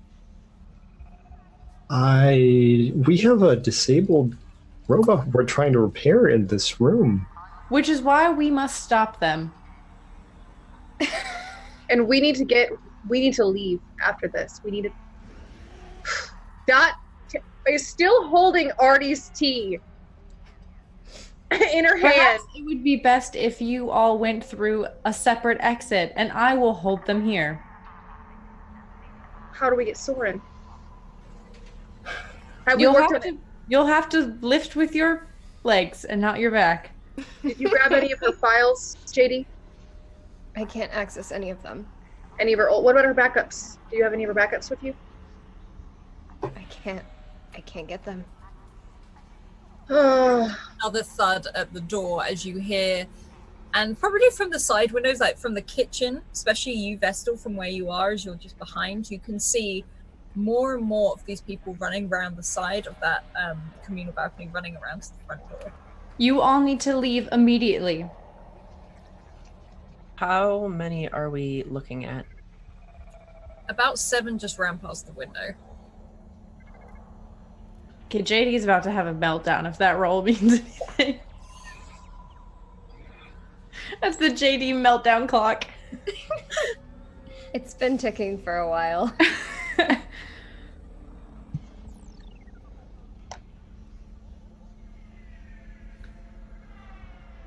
You then hear a thud as they try to break down the door. What do you do? All right, I'm making a hard move, y'all. I'm gonna go to the door. And I'm gonna say, you all need to leave immediately. And then I'm gonna throw the door open and I'm gonna swing at whoever's on the other side of it. And when she does that, Dot's gonna pull out her. She's gonna like throw Artie's tea against the wall like a crazy, like, hell yeah! Throw it at them. What's the matter? No, she didn't want a shock baton. You have a projectile weapon. You just wasted it. No, it's fine. That's not how Dot works. Dot like sees weapons. Okay, JD, we try to lift Soren out the window. Don't throw me. Could you both roll me... Whoever's picking up Soren, could you both roll me a strength, please? And could Coil and Dot please both roll me a might? Just roll it. We'll see what happens. Okay, I have so many skills that are so throw her out the window. You throw everything out the window. Can I use an advantage? Or hold on, wait, what do I have? You have to call it beforehand, I'm afraid. Shit! Fuck me sideways, damn it! How many advantages do we have? I have 1, right? I think so, bear with. Yes, you have 1 advantage. Okay. Okay. I'm gonna spend an edge on this, but I'm not gonna use advantage.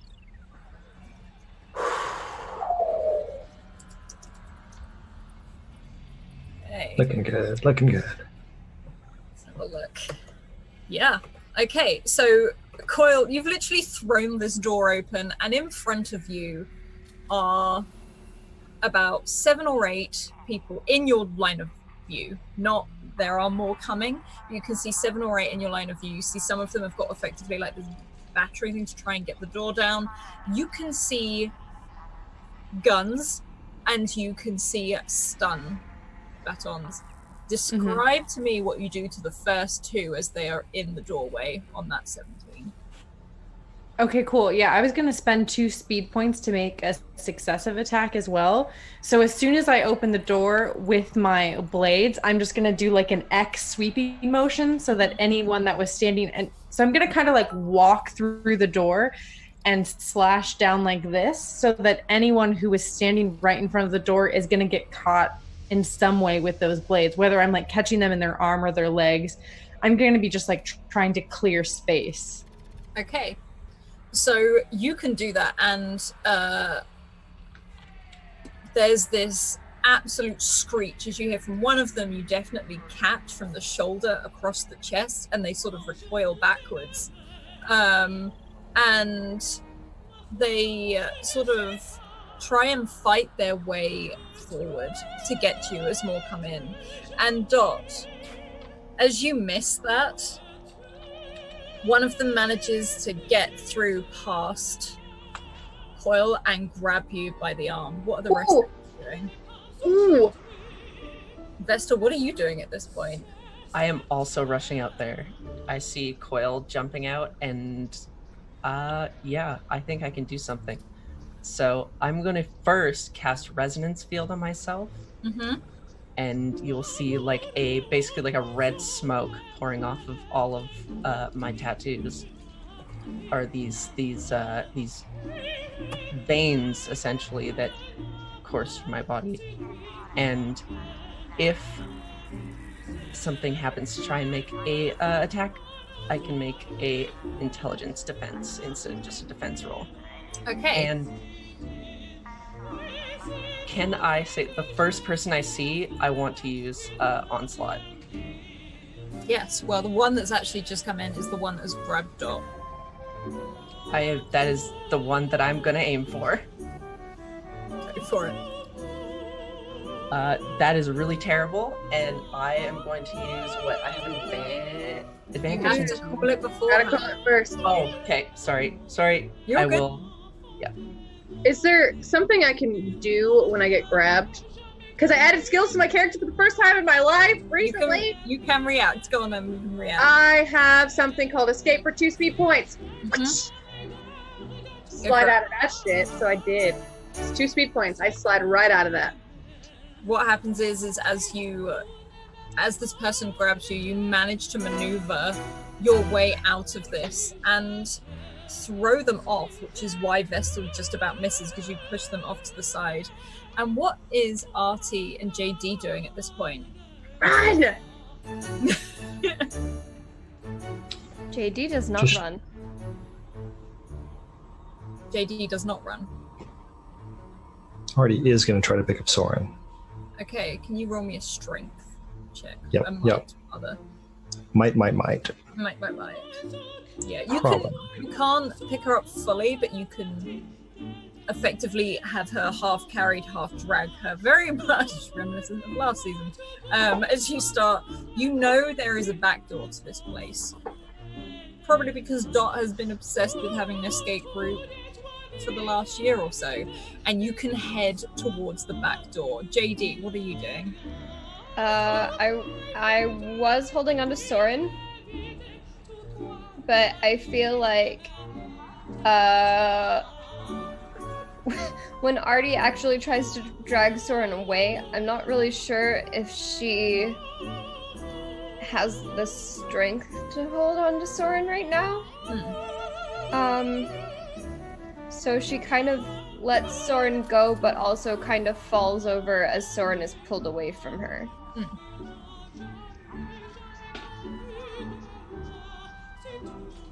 And that's it. Okay. Coil, you have just knocked 2 people back. 3 more come in this, so can you roll another might for me, as one of them does get past into the room, but 2 of them, again, they start coming at you. Am I rolling a might against the one who got into the room, or the 2 that are coming at me? The 2, well, which one would you like to? I'm going to keep them from coming into the room, so I want to do it against the ones coming in the room. Roll for me. Okay. This one comes charging at you as they see you, and this is the one with the battering ram effectively in their hand, and they thrust it right into your stomach as you were, and you sort of recoil backwards, and there's no damage taken, but you fall back as 3 of them manage to get into the room, almost stepping over you and coming towards Vestal and Dot. What are Vestal and Dot doing? Dot is going to move her body so she's blocking off where Artie is pulling Soren. And she's just going to hold her shock batons in. She's just prepared for like a defense to just try and keep. She's not going to make any attacks. She's waiting for them to come to her so she can react. Okay. Vestal, what are you doing? I'm going to see, because that person is using forward force to make that battering ram hit Coil. I'm going to see if I can hit them and stop that force coming forward, and just basically make them maybe null their attack towards Coil. Okay. So Okay. I'm going to use a physical onslaught and see if I can use the force. These are great rolls. I've rolled great. Oh no. As you do this one sees you starting to move. They see this sort of red smoke erupting off of your tattoos, and immediately come down with this baton and take out your legs as you fall down to the ground. Not on top of Coil, you're behind Coil, but they come over and they knock you straight over, and one of them jumps on top of you. Oh no, Dot can't handle that.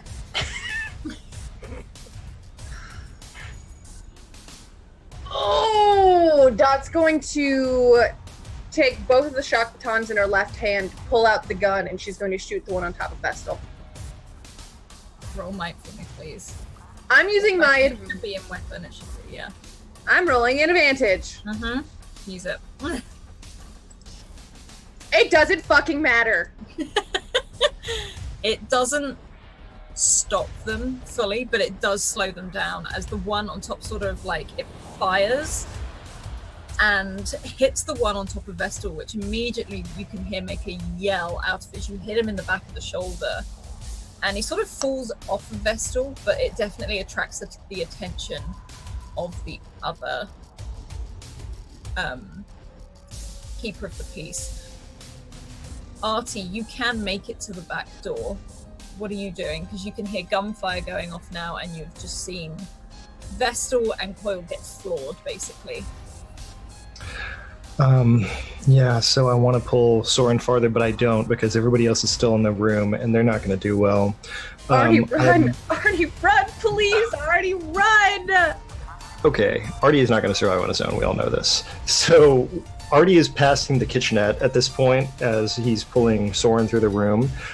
He bumps his fist like this on Brooke, and when Brooke, the freezer, has that hit right now, Artie is going to use his shatter ability, because Artie has abilities, I just don't use them for anything. Apparently in this case, Artie remembers the time that he pushed on the ice maker way too hard, and there is a setting that basically just shoots ice across this room. I'm going to use Shatter and fill the area that is filled with the police right now with ice. Protection, police, same thing. Yeah, I'm just going to throw a big ice bomb out there. Yeah, describe it for me. It's basically just that. Artie has this thing where he knows he's not supposed to hit that paddle for the ice maker really hard, because when you do, Brooke now gets very sensitive about that and basically just shoots a big ball of ice at you. And he's not sitting in front of it this time, so it's great. So I do that. Boom. And I do a shatter. That makes me so fucking happy. And this ice, let's have a look. Yeah, this ice shatters across the floor. And they can't seem to move fully. And yes, you do damage to each target. Some of them fall over, some of them get struck right in the side of the face with this. The one that's just been shot narrowly misses purely because they've rolled off the vessel, but the one moving towards Dot has just been struck on the side as this ice effectively hits them and pushes them back. JD, what are you doing? I am starting to scramble on all fours just to my bedroom. And you can you roll a speed check for me, please, as one of them comes towards you? On a 1, as you scramble towards your bedroom, one of them throws themselves at you and again pulls you to the floor. It's like they've grabbed your legs and thrown you down onto the floor, and they start pulling out a pair of handcuffs, or effectively these laser sort of handcuffs. JD is just like crying. Can I shoot another bullet in that direction? Where is she? Can I see her? Dot's just got a gun in her hands now. The one that was chasing her just got fucking ice blocked, so she's gonna turn around and shoot another bullet at the one. This person is... It's almost like a bit of a tackle, as you may hit JD. Oh, okay. So then roll, but I'm just telling you. No. Badly. She'll put the gun away, and then she's gonna charge him with the shock batons that she has, her 2 shock batons. Okay. Roll a might for me, please. Or roll for shock. Why can't I roll anything today? I can... Help. have Chat, help! You have advantages, but I know, but I have to call them first. I'm not gonna... you slip on that ice that Artie has just thrown across there, and you sort of collide with the one that was on top of Vestal on the floor. And Coil, what are you doing? I'm gonna scramble for JD now, and I'm gonna try and put my knivies through that guy's back.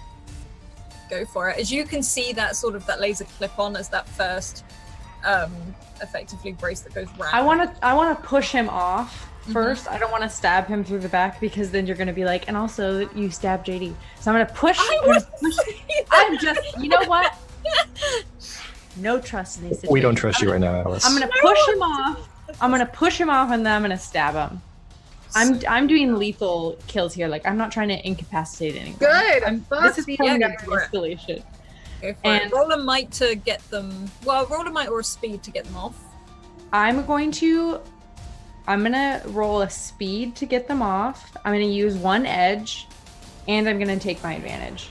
Okay. Yeah.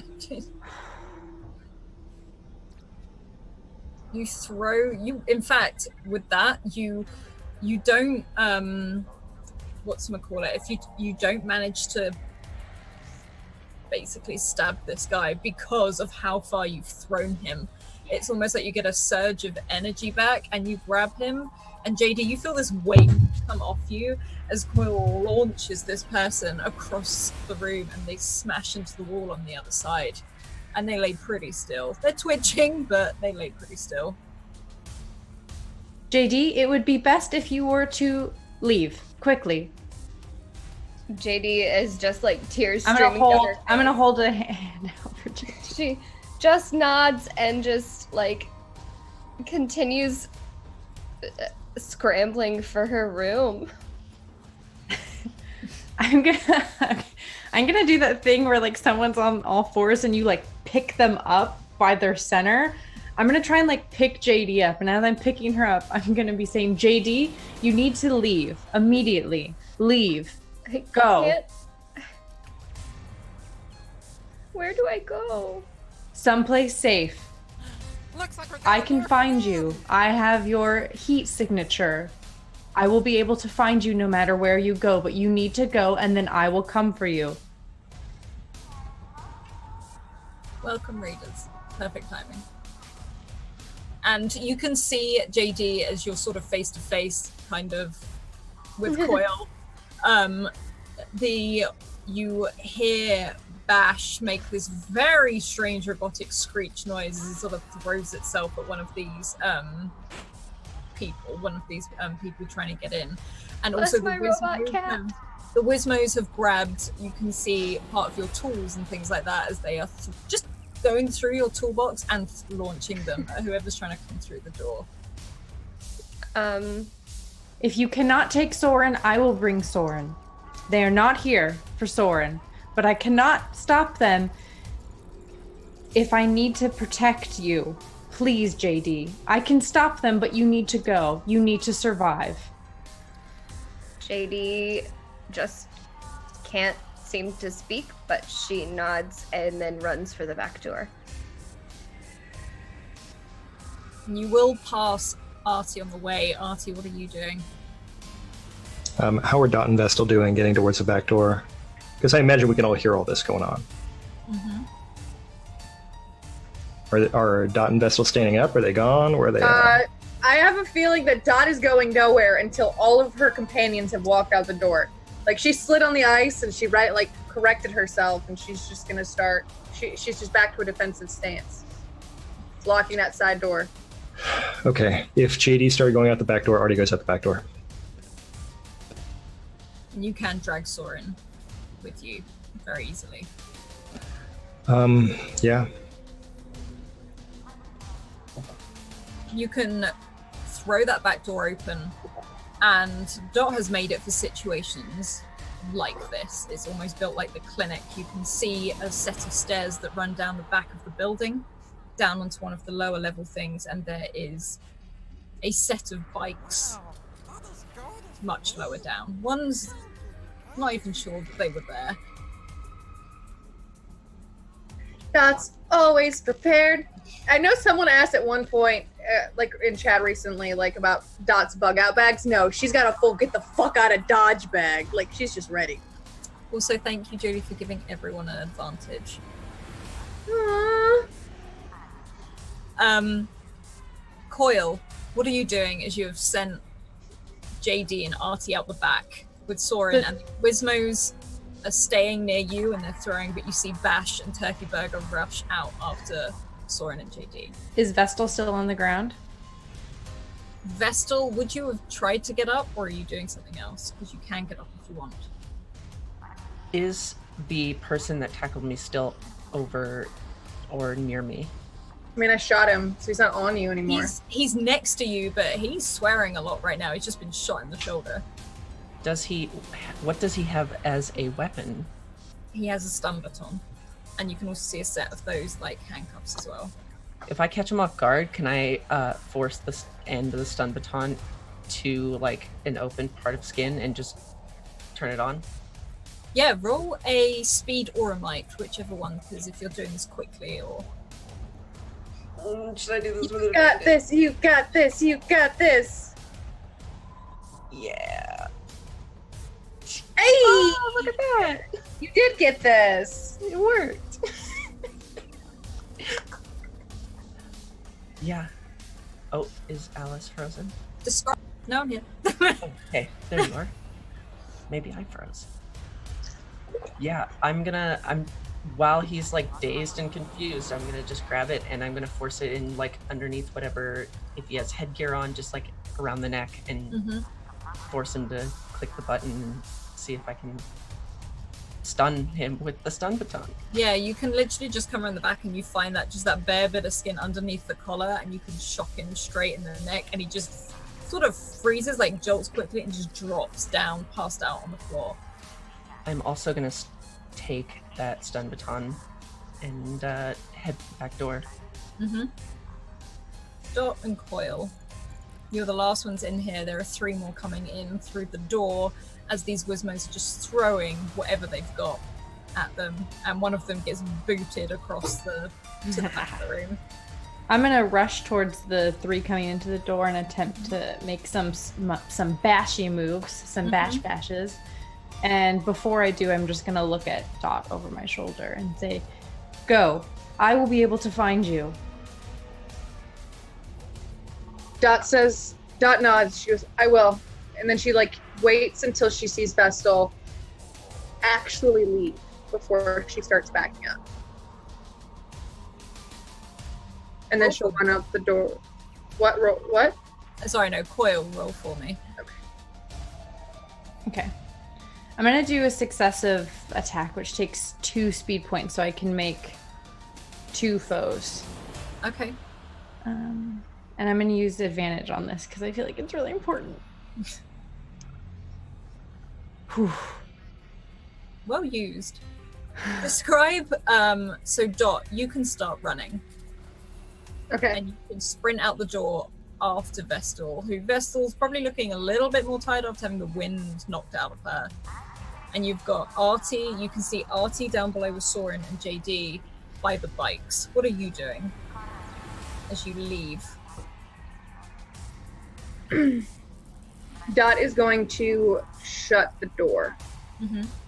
And I'm sure she has a locking mechanism on the outside, some sort of way to bar this door. She's going to bar it. And then she's going to bar it again.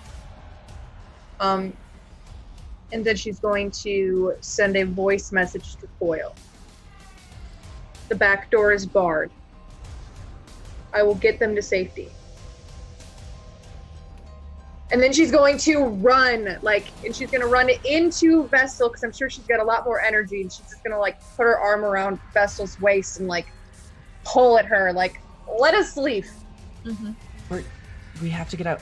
Do we have bikes? Where There are bikes, there are food in the bikes, there's medicine in the bikes. The bikes are ready. We just get down the stairs.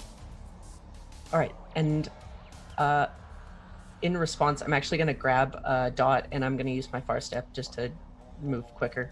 We're getting out of here. Yeah. I can show you the world. How close do you have to pull Dot to do this far step?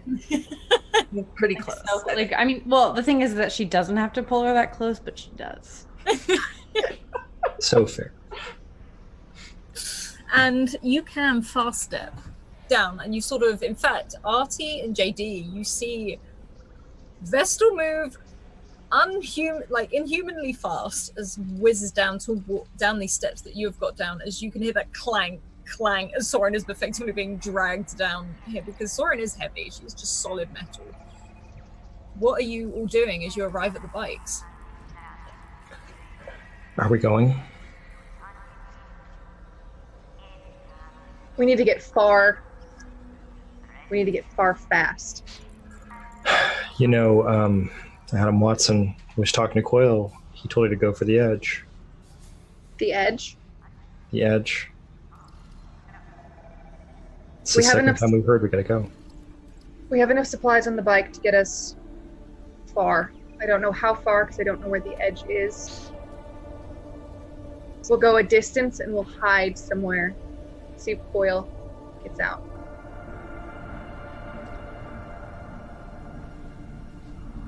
I'll take Okay. Vestal because Vestal can't ride a bike. I'll take the...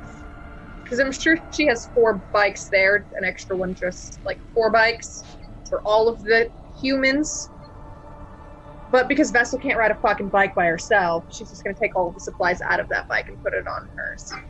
And JD, as you stand there, you've got the Wizmos that are sort of standing to attention, looking up at you. You've got Bash, you've got Turkey Burger, and they're all just sort of waiting because they don't know what's going on.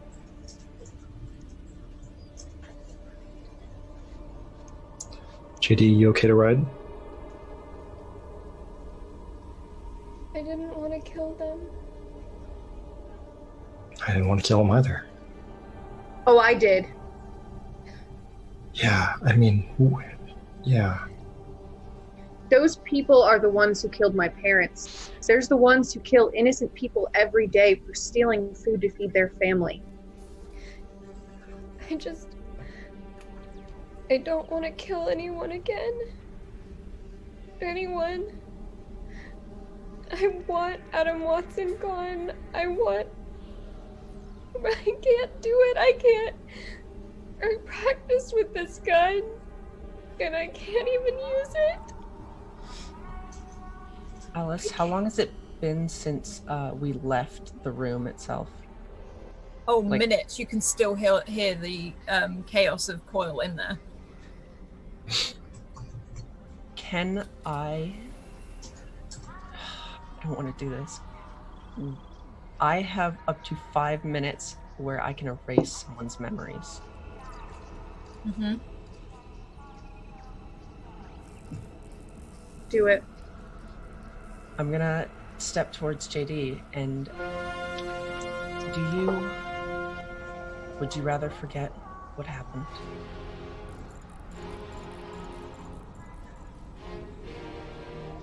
I am going to try and pull the last 5 minutes of memories from JD. I don't So she want to does not see it remember that. anymore. And I'm going to use my advantage on this because I do really want it to work. So, Roll for me, please. Oh, shh. good thing I... Wow. Yeah, And Vestal, describe it for me, and you see JD as Bash sort of curls up around your leg, and these Wizmos sort of cling to your trouser legs. Vestal, describe what you do. I am just going to kind of gently hold her cheeks and it'll be okay. Don't worry.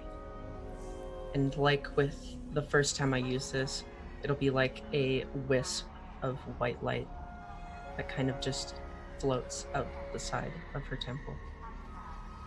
And I will extinguish it in my hand. And just make sure that she's okay and not going to fall over.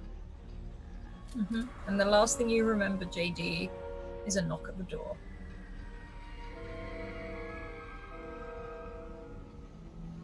Wait. Who is at the door? Why am I crying? JD, what you need to understand now is the fact that we need to leave. Can you ride this sky bike?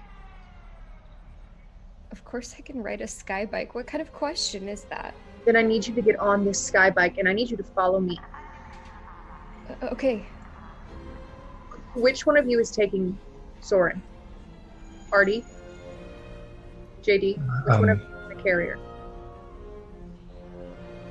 JD, do you want me to do it? I'm fine with doing it. Yeah, I don't know why, but I just feel really weak right now. Artie, stay Yeah. behind JD and watch her. Anything seems funny, pull her over. Yeah, okay. And Dot will hop on the bike.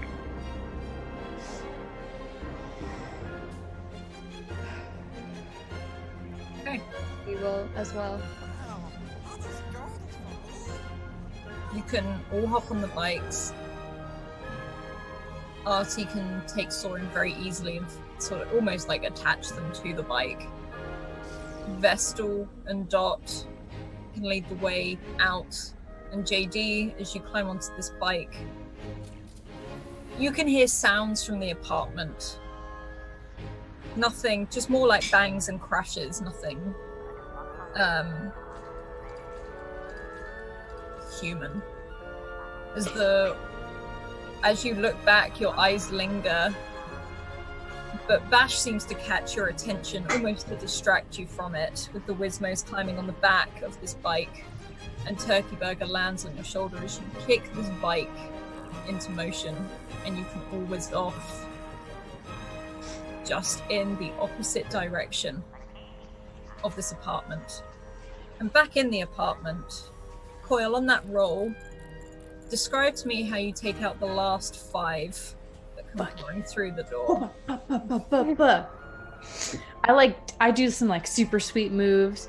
I like run forward and I like hit one of them like whoopah, and then while I'm hitting them, I like slide down and I'm just like whoopah, and then I like turn around and I'm like whoopah whoopah from behind, and then I turn back around and I'm like whoopah, yeah. And you are stood in this apartment where there's a lot of things that are broken, not actually your things. And there are a lot of groaning bodies on the floor, face down. There's one up against the wall that you launched as it sort of crashed and knocked out. And you stand in the apartment, surrounded by this scene. What do you do? All right, sorry everyone, it's gonna get real dark, but anyone that's still breathing or making noises, I'm gonna stab them. That's most of them, so you can go around and you can do it very, very cleanly and very, very quickly whilst none of the others are here, and you can de-escalate them. Everyone gets de-escalated. And then I'm going to rifle through their pockets and like see if they have any communication bands on, or like any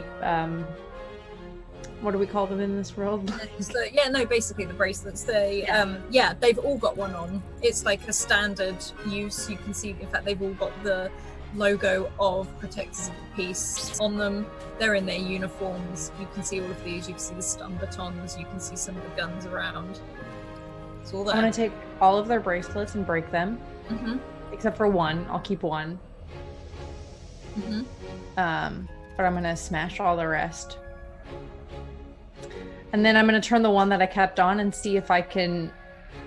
Does it have like orders or a route that they took to get here? Like, what would it have on us? Okay, so you can see the direct call out. Okay. And the voice comes from Adam Watson saying that Disturbers of the Peace, and it gives the address number of your apartment. For murdering Adam Watson, for causing chaos, for infecting the city with a virus.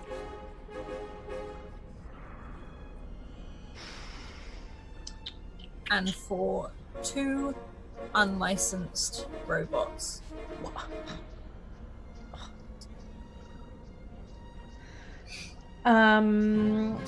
Okay, so Adam Watson gave the order. What did he sign it off with a fake name? It's signed off Dawn. Dawn. Of course it is. Would I know, is Dawn like typically, I guess I don't know. Is Dawn in charge of the Keepers of the Peace? Oh no, you've never, other than you met her once at the Screen Children. Yeah.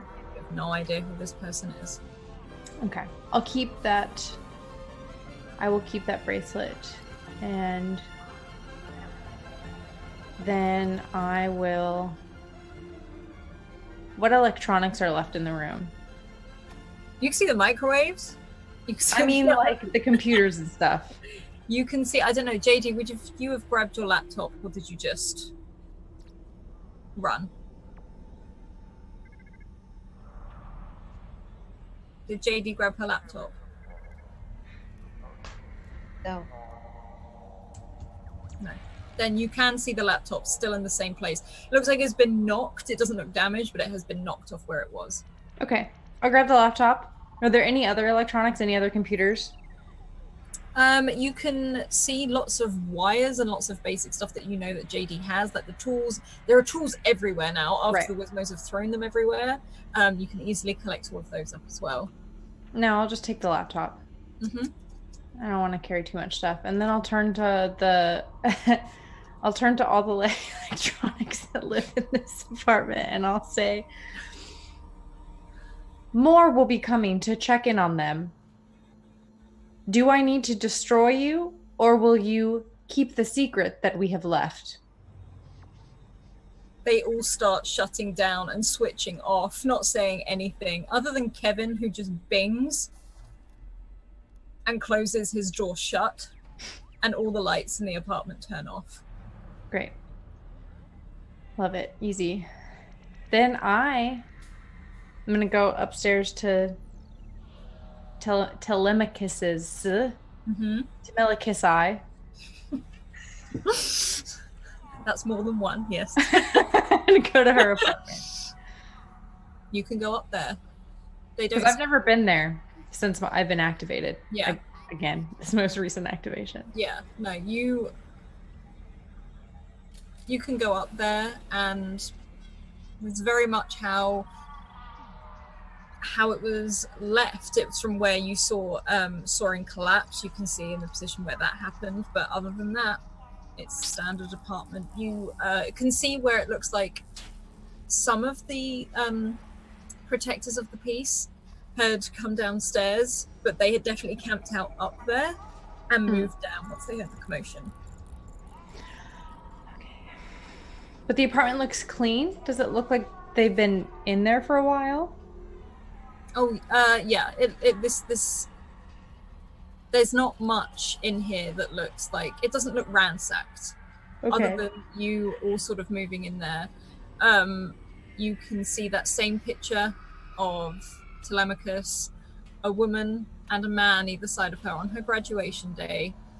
You see toolkits, you see a leather jacket, and you see a backwards hat on the back of the door. I remember this leather jacket, right? She was wearing it? She was wearing it at the time. And you recognize the hat, you recognize, you can see like the clothes in the wardrobe, you can see the pairs of jeans, you can see extra pairs of boots and things like that. Is there a computer in this room? There is no computer in this room. Are there any electronics that talk? Not that talk, because the Wismo came down with you, that was already there. Okay. But you can see lots of bits of Wismos. Like you can see maybe that these were either extras or she was making them.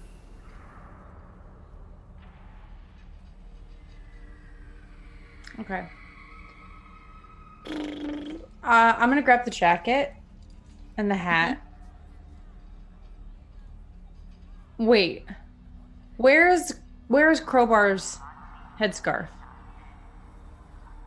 It is tucked into the pocket of the jacket you have just picked up. The jacket belongs to Telly. It doesn't. It was Yes, always it hers. does. Okay. It's always been hers. I'm gonna take the headscarf and I'm gonna wrap it around my wrist. You recognize it straight away.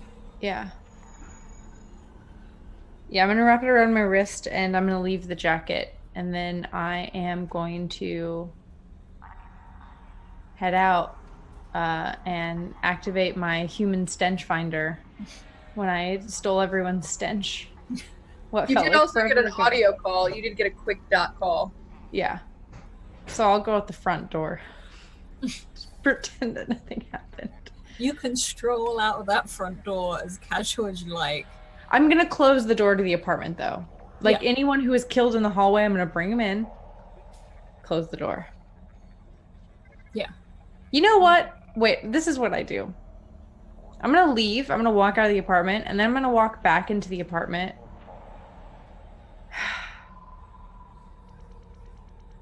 No, I can't. I was gonna set a fire, but I can't. I can't. I can't kill all the electronics. Don't kill all my eyes.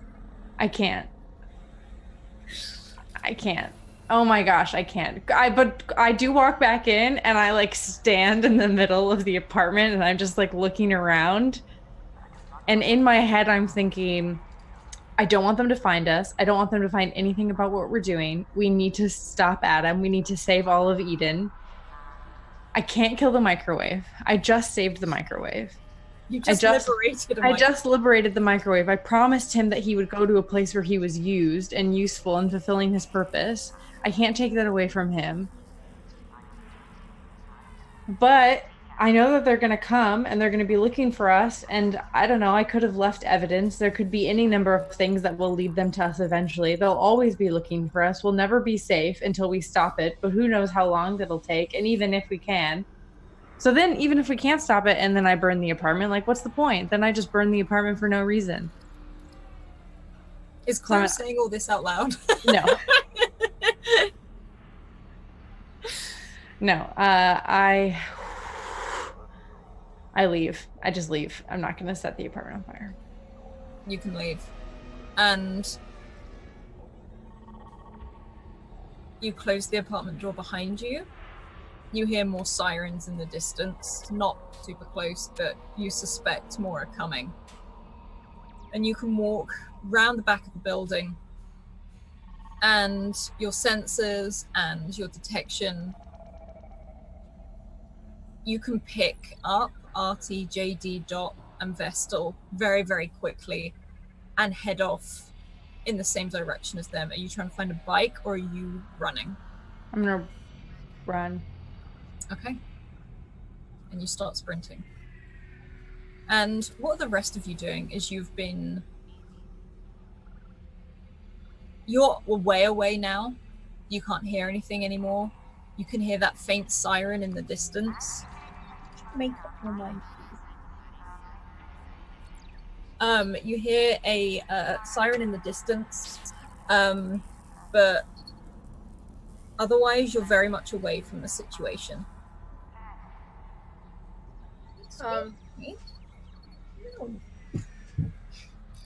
Dot is gonna scan around and look for some, just like kind of over the main city, like hustle and bustle, and trying to find like an alleyway somewhere that doesn't seem very active.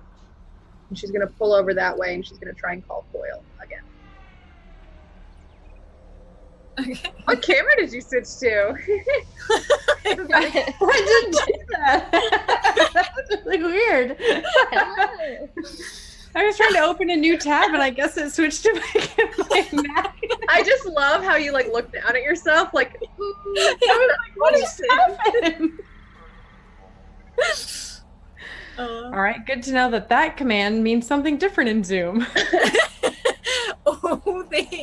You can find this location and you can get the others to sort of head down there, and it is effectively like It's like an alleyway. It's suspended, again, almost like a platform. It's not on the lower level.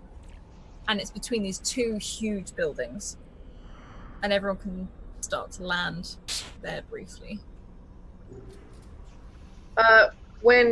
While Dot is landing, before she reaches the ground with everyone, she'll make the call to Coil. And all she'll say is, JD does not remember what happened. If you are safe and you find us, do not tell her about the death. Like we talked about, don't hurt JD's feelings.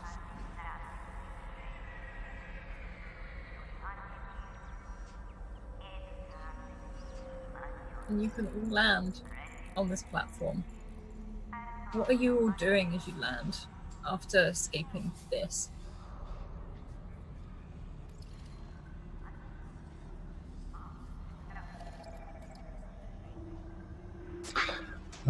So Artie's not going to take Soren off the bike because he's concerned that they're going to have to leave again soon, and that's a lot of lifting. He's also trying really hard to keep an eye on JD, which is not really his strong point, but he's kind of worried. And what is JD doing right now? JD is looking to Dot because she doesn't really know what's going on. She's just supposed to follow them. We're waiting for Coil. Okay. And then we're leaving to the edge of Eden. Okay.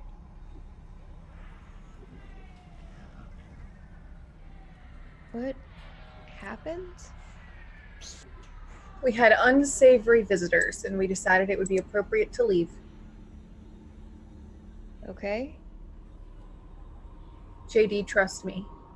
Don't ask any more questions right now. Okay. Yeah. JD picks Bash up and just holds him. Also, I did threaten to kill both of the Wismos recently, so we can talk about that instead. It's a great distraction. We're not in. We got into an argument over the tea. Okay. We might have destroyed some of Artie's nicer teas, but it wasn't my fault. It was our teas. Artie.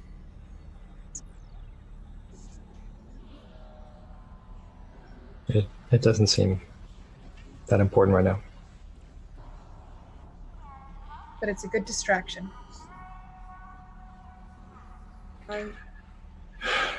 Yeah, so when Coil gets here, they had like a long conversation with Adam Watson's computer virus.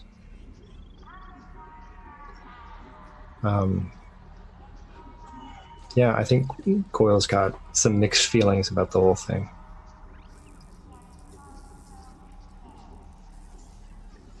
We'll discuss it with her when she gets here.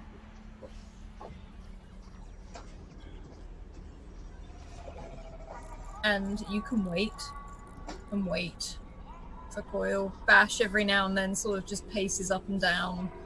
Turkey Burger flies up and down and up and down, almost as if it's just keeping those joints moving.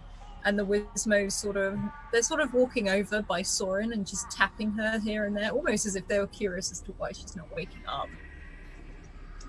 And Coil, how do you enter the scene between these two buildings on this platform? You're just out in the open?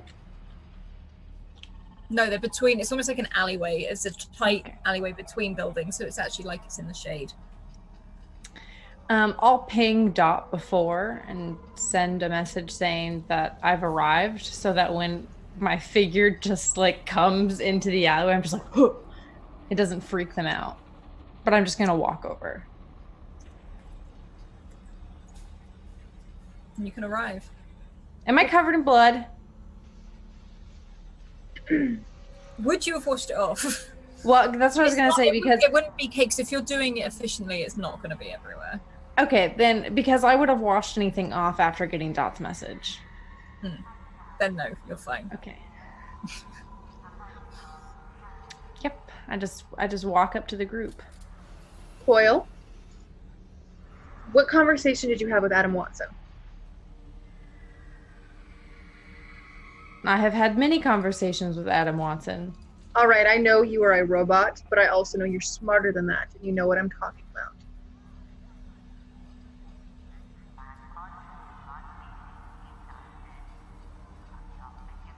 When we were in the ship after the earthquake and I plugged into the mainframe in an attempt to gather more camera footage, I remembered something. I remembered Adam naming me and telling me that he had been chosen for something special and that whatever he was about to do, I would be safe from.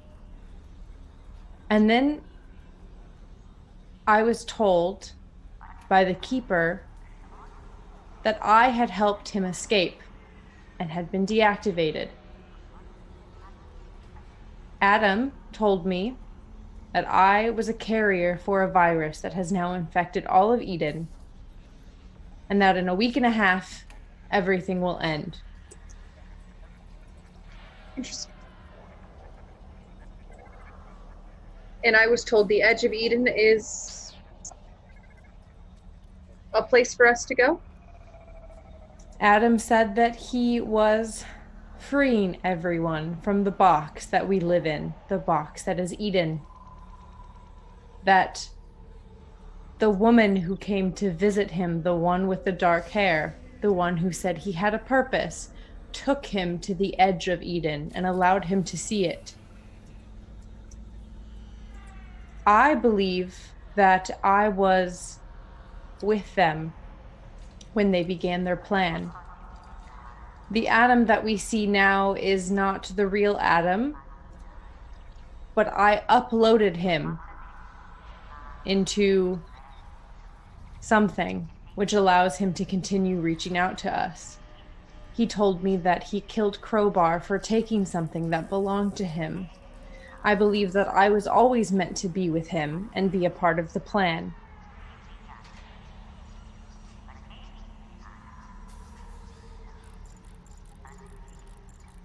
Okay. So the plan is now to go to the edge of Eden? Or what are we planning to do? I do not think he is at the edge of Eden. I think he would be somewhere near the center, where whatever remains of him could watch the fallout of whatever he is planning. But I still believe that wherever they are is somewhere in my memories. If I uploaded him, then I may remember how to destroy him. I do not think scans will work to bring back my memories. Well, what do you want to do then, Foil? I think I need to be taken apart. What will that... My memories need to be drawn from me.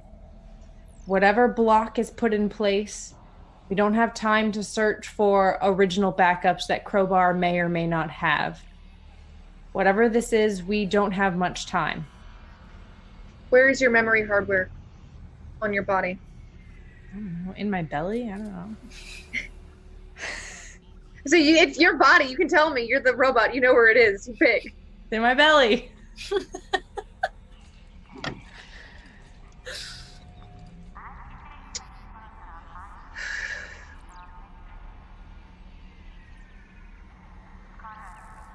JD, what did you say about this? I'm sure she's already told you this. JD promised me that she would take me apart if the scan did not work. The scan did not work. And I turn and I look at JD. I did promise that. Coil, are you sure? Do you think there is a more expedient alternative?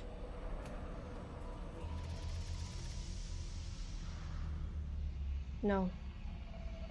Then I'm sure. Okay. We just need to find a spot.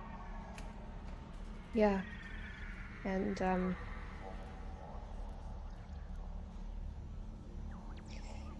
then I'll get to work. Will, are you giving the laptop to anyone, or are you keeping hold of it? Yeah, I'm gonna give it to JD. I'm gonna give the laptop to JD, And then to Artie, I'm going to give the watch. Okay. And I'm going to say, this has the orders that the Keeper of the Peace were issued before they arrived to your apartment. It is Adam Watson's voice telling them that we have murdered him, and it is signed Dawn. Did you bring a comm from the Keepers of the Peace to where we were all rendezvousing? I destroyed all the other ones. When I said you were the new Artie, I meant a different way than this, but... Darn it! Artie yeets again. He just... This is the second watch party. It's just When Artie Thrown throws two it. watches at a window and a laptop, and all like Listen, and Dot looks at him and like nods. It's like, everyone bike up. Coil, you're with JD. We're going. okay. By the way, I'm trying to throw somewhere where it's at least going to fall a few hundred feet before Yeah, we you can go anywhere. Yeah, you can launch it. It's fine. And you can all get back on the bikes again. And all around you in this city, all those screens are still up. However, as much as the face of Adam Watson is still there, he's not saying anything. If anything, he looks confused. And you see a static jumping on the screen. And that blue code starts running over and over again. And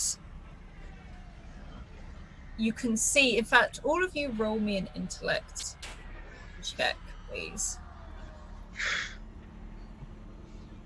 Oh, okay. Zelda! Was I not supposed to? Oh my god! All of you! Jeez. Okay, you all rolled well enough, like really, really well. Okay. Actually, Dot wants to use an intellect point. I have decipher for codes. whoa. I have a skill called decipher. I can decipher codes for 1 intellect point. Okay. Fun fact, I have skills, guys. What you can all see on the screens as they flash up is that Adam Watson is becoming more distorted and more pixelated. More than anything before, the more these codes run up on the screen, it's almost like they're engulfing the screen itself. Like it's taking over whatever Adam Watson is projecting, it's taking it. And those of you with effectively nat 20s, you actually see the word edge sort of just trail up the screen. Realistically, if Eden is going to break, it's going to start at the edge. And it's going to crumble inwards. If it's a box, boxes fold inwards, the inside does not implode. But if it's a box with a bomb in it.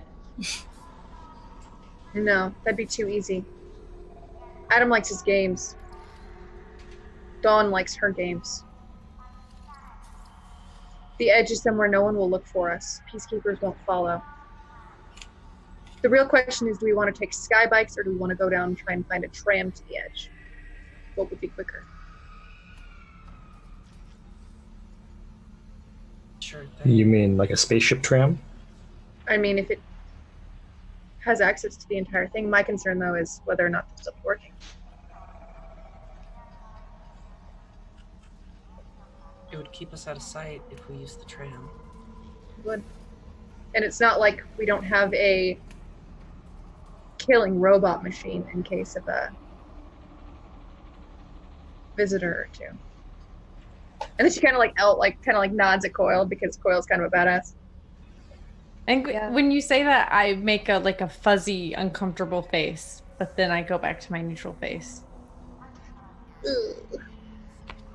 I don't think Coil would like to be thought of as a murder bot, but at the same time, murder doesn't necessarily bother them. But it's kind of like, yeah. Right now, you are the badassiest murder bot ever to Dot. Dot's Did got I- stars in her fucking eyes. I just murdered a lot of people. And Dot loves it. Dot hates the Keepers of the Peace. And then I thought about setting an entire apartment complex on fire. As you start moving,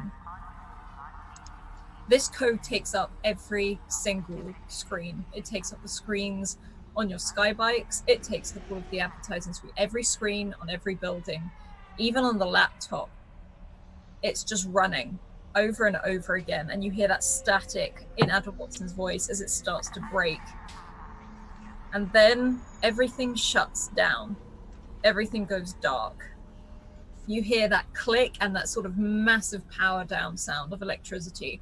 All the screens shut off, all the lights shut off, and you are thrown into complete darkness as you move. You see the Wizmos hop on the front and pull out the lights that are built into them. The bikes themselves, not being connected to anything, they can still light up. But the first time ever, you are thrown into utter darkness. You can see nothing other than what the light is showing you at the front. So maybe not a tram. Yeah, that sounds sad. Off we go.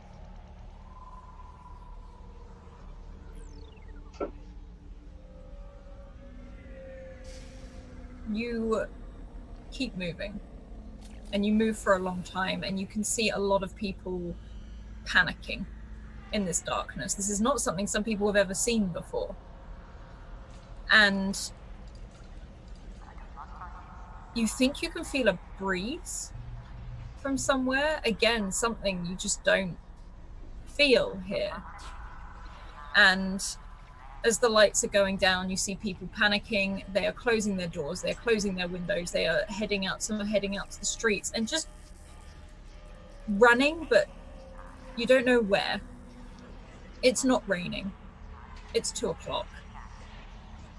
And you keep moving in this darkness as it's almost like it gets thicker and thicker, and you can barely see anything apart from these small beams of light that sort of project around on the ground. Only your skybike seem to be working, and only your laptop, JD, is powered up. And you notice there is literally nothing else around you that has power other than what you are all on. Dot's gonna... I'm assuming it's quieter than normal without all of the buzzing of the machinery. You hear none of the buzzing, you hear none of the machinery, you hear people. In fact, you hear people properly, probably for the first time. Dot's probably gonna send out like a comm call, like just open up a comm and say that there are masks in all of the skybikes and everyone who breathes should put one on. And they're all going to be like Dot's thin masks with like the little faces. Some are gonna have like little teeth on them. Some are gonna have like a little tongue sticking out. The one's gonna be like a little frown. There's those like nano masks. You can tell everyone to put one on. As you do make this call, you look at your screen again and there's that same code running. So it didn't work? It worked. Okay. But it was very broken up for all of you. You can hear it, you understand the message. Mask. But that blue line of code keeps on running. And you notice there's no Adam Watson anymore. Nowhere. You can't hear him. You can't see him. All you can see is this code. And this is on JD's laptop? It's running on JD's laptop over and over again. Is there any sort of cursor? There is no cursor. In fact, well, there is, but you can't seem to take control of it. It's moving on its own accord. And could you roll me an intellect check, please, JD, if you are looking? Yeah. I would like advantage, please. Mm-hmm. Yeah. Okay. You can... It's almost like the skybike is effectively flying in a direction on its own. And it's like you've been staring at this code because you're all traveling. It's well over an hour now as you've been traveling. And words start to come together as if they're starting to... Like you've been staring at something so long, you start to see the patterns. Mm-hmm. And you see one word go down on one of the codes. It says Argo. And then you see a number, 37, down on the other side.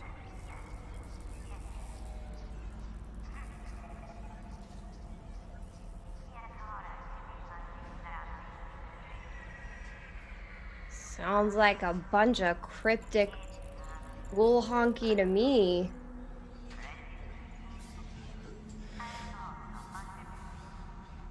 We've not heard the name Argo 37 to date, right? You've heard the name Argo. Yes. We have. Mm-hmm.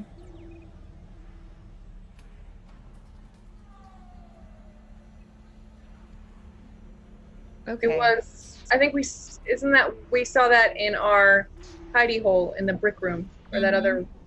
It was attached to Eden. I guess I didn't realize, because I know Soren found that. I didn't realize that we had as well. Or We I went in forgot. there when we found the other Wismo. Got it. Okay. Then I will notice that. And hey, Argo, the other place that's connected to Eden, right? Like the other ship room thing. Yeah, that's the whole thing down below, right? The whole Yeah. spaceship. I feel like... Well, I saw Argo 37 in the code. You know, when I saw that code scrolling, and you notice, Adam Watson gone, I was starting to think, what if that's Telemachus or some other system acting against Adam Watson? That's not a bad idea. It might be. We don't know where she is, but we know she's been fighting Dawn this whole time, right? Well, it said Edge was the first thing it said. Dot's like zoomed back like to the conversation. They're all just kind of like in a throughway. Yeah, so, I only know one place where we're going to get down to the spaceship where we really know our way, especially in the dark. But, it's back there. Well, if it's like Eden, it could be everywhere. Yeah, but, how hard are we going to work to get down there? How hard are we going to work to save the world? What I meant is, theoretically, all we have to do is go far enough and we hit the edge. But how do we get down and find an entry to Argo while we're doing all this? Cycle, then shouldn't she be expecting us? We've seen Argo 37 and we've seen Edge, but we don't know how they connect. We don't know which one we're meant to be going to.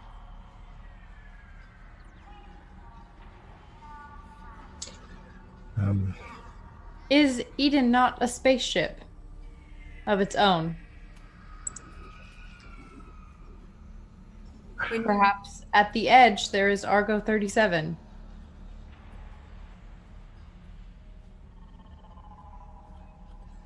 When you went into Eden, the ship, you found part of Argo built into it.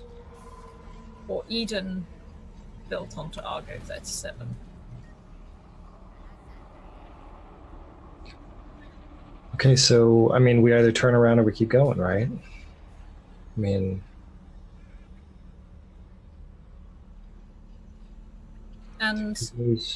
on that roll earlier, JD rather, you notice this code as you delve more deeply into it, as you've got this time to just sit and look at it. You kind of read what it's doing. You can see what it's doing. It's breaking down other code. it's breaking down Adam Watson's code. It's acting like a white blood cell. The only problem is, at the moment, it is only on your laptop and on the big screens, but here, focus, you notice there must be a reason that your bikes are the only things still powered up. Your laptop is powered up for a reason. And those words keep occurring, Argo 37, the edge, and it laps over and over again. And then you see the words stay safe, just repeated in one long line. And you feel all your bikes power up more, as if like they've just had a massive energy boost. And you feel that you can accelerate much faster. It's like everything has just suddenly gotten an upgrade. And I'm going to offer you a GM intrusion as to find out why, because GM intrusions don't have to be bad. Give it to me! Yeah, I would have said yes even if I didn't know. Feed me this information. Help, I want to know. JD, you have an XP and you can gift it to someone else.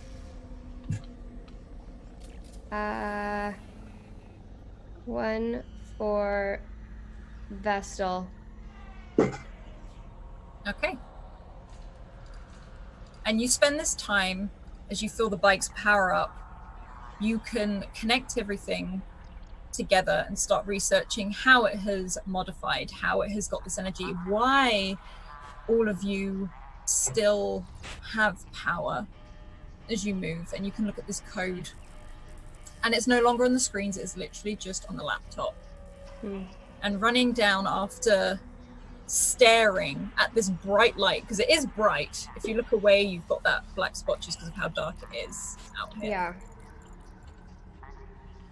And one very small line of text comes up through this code between all of these symbols that just says, "Tell Artie I love him." And that is where we will end Eden tonight. That moment right there was worth Hans not having sleeves.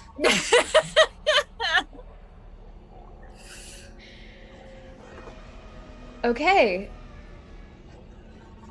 I'm gonna cry. Is everyone okay? No! Heart. We just have to play for like 3 more hours. That's all. Can't. I can't.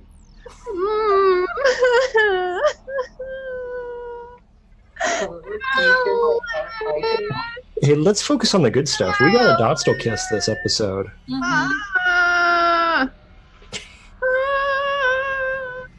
laying on my floor with my head on the table. Yeah, I would say we can see, but we can't see.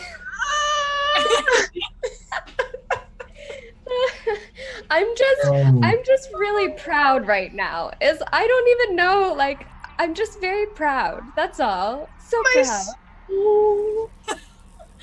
Breathe. No, I refuse. I noticed how you're always telling her to breathe after you do something to her, Alice. Hey, look, that was a nice thing. Okay. Was it a nice thing? It's good. That. It actually is. Have I But we're at mentioned the I end of have the session 2 now. OTPs in this show, 2, and both of them are warming my heart right now. I don't know why, but it is a good thing. Is Soren going to defeat the code? Soren, my sweet child, come back. Help me. No. Soren is the code. She just wants us to go back to saying all ooh-woos in the Discord for the next week. That's it. Everyone run to the Discord and yell ooh ooh. I mean, we could just yell ooh-woo here in Twitch chat. We are already on that mission. Scratch already started it. But Yes, good job. anyway, Good job, everyone, thank you so much for coming along for today's session. Please check out all the links that are coming in chat. We will let you know if Bree survives this or not. Other than that, huge thank you to our wonderful sponsors in the form of Bird in the Storm and Mage Hand Press. And also, we would love to hear what you think over in the Discord. So other than that, we will see you back next week. And please, please, please check out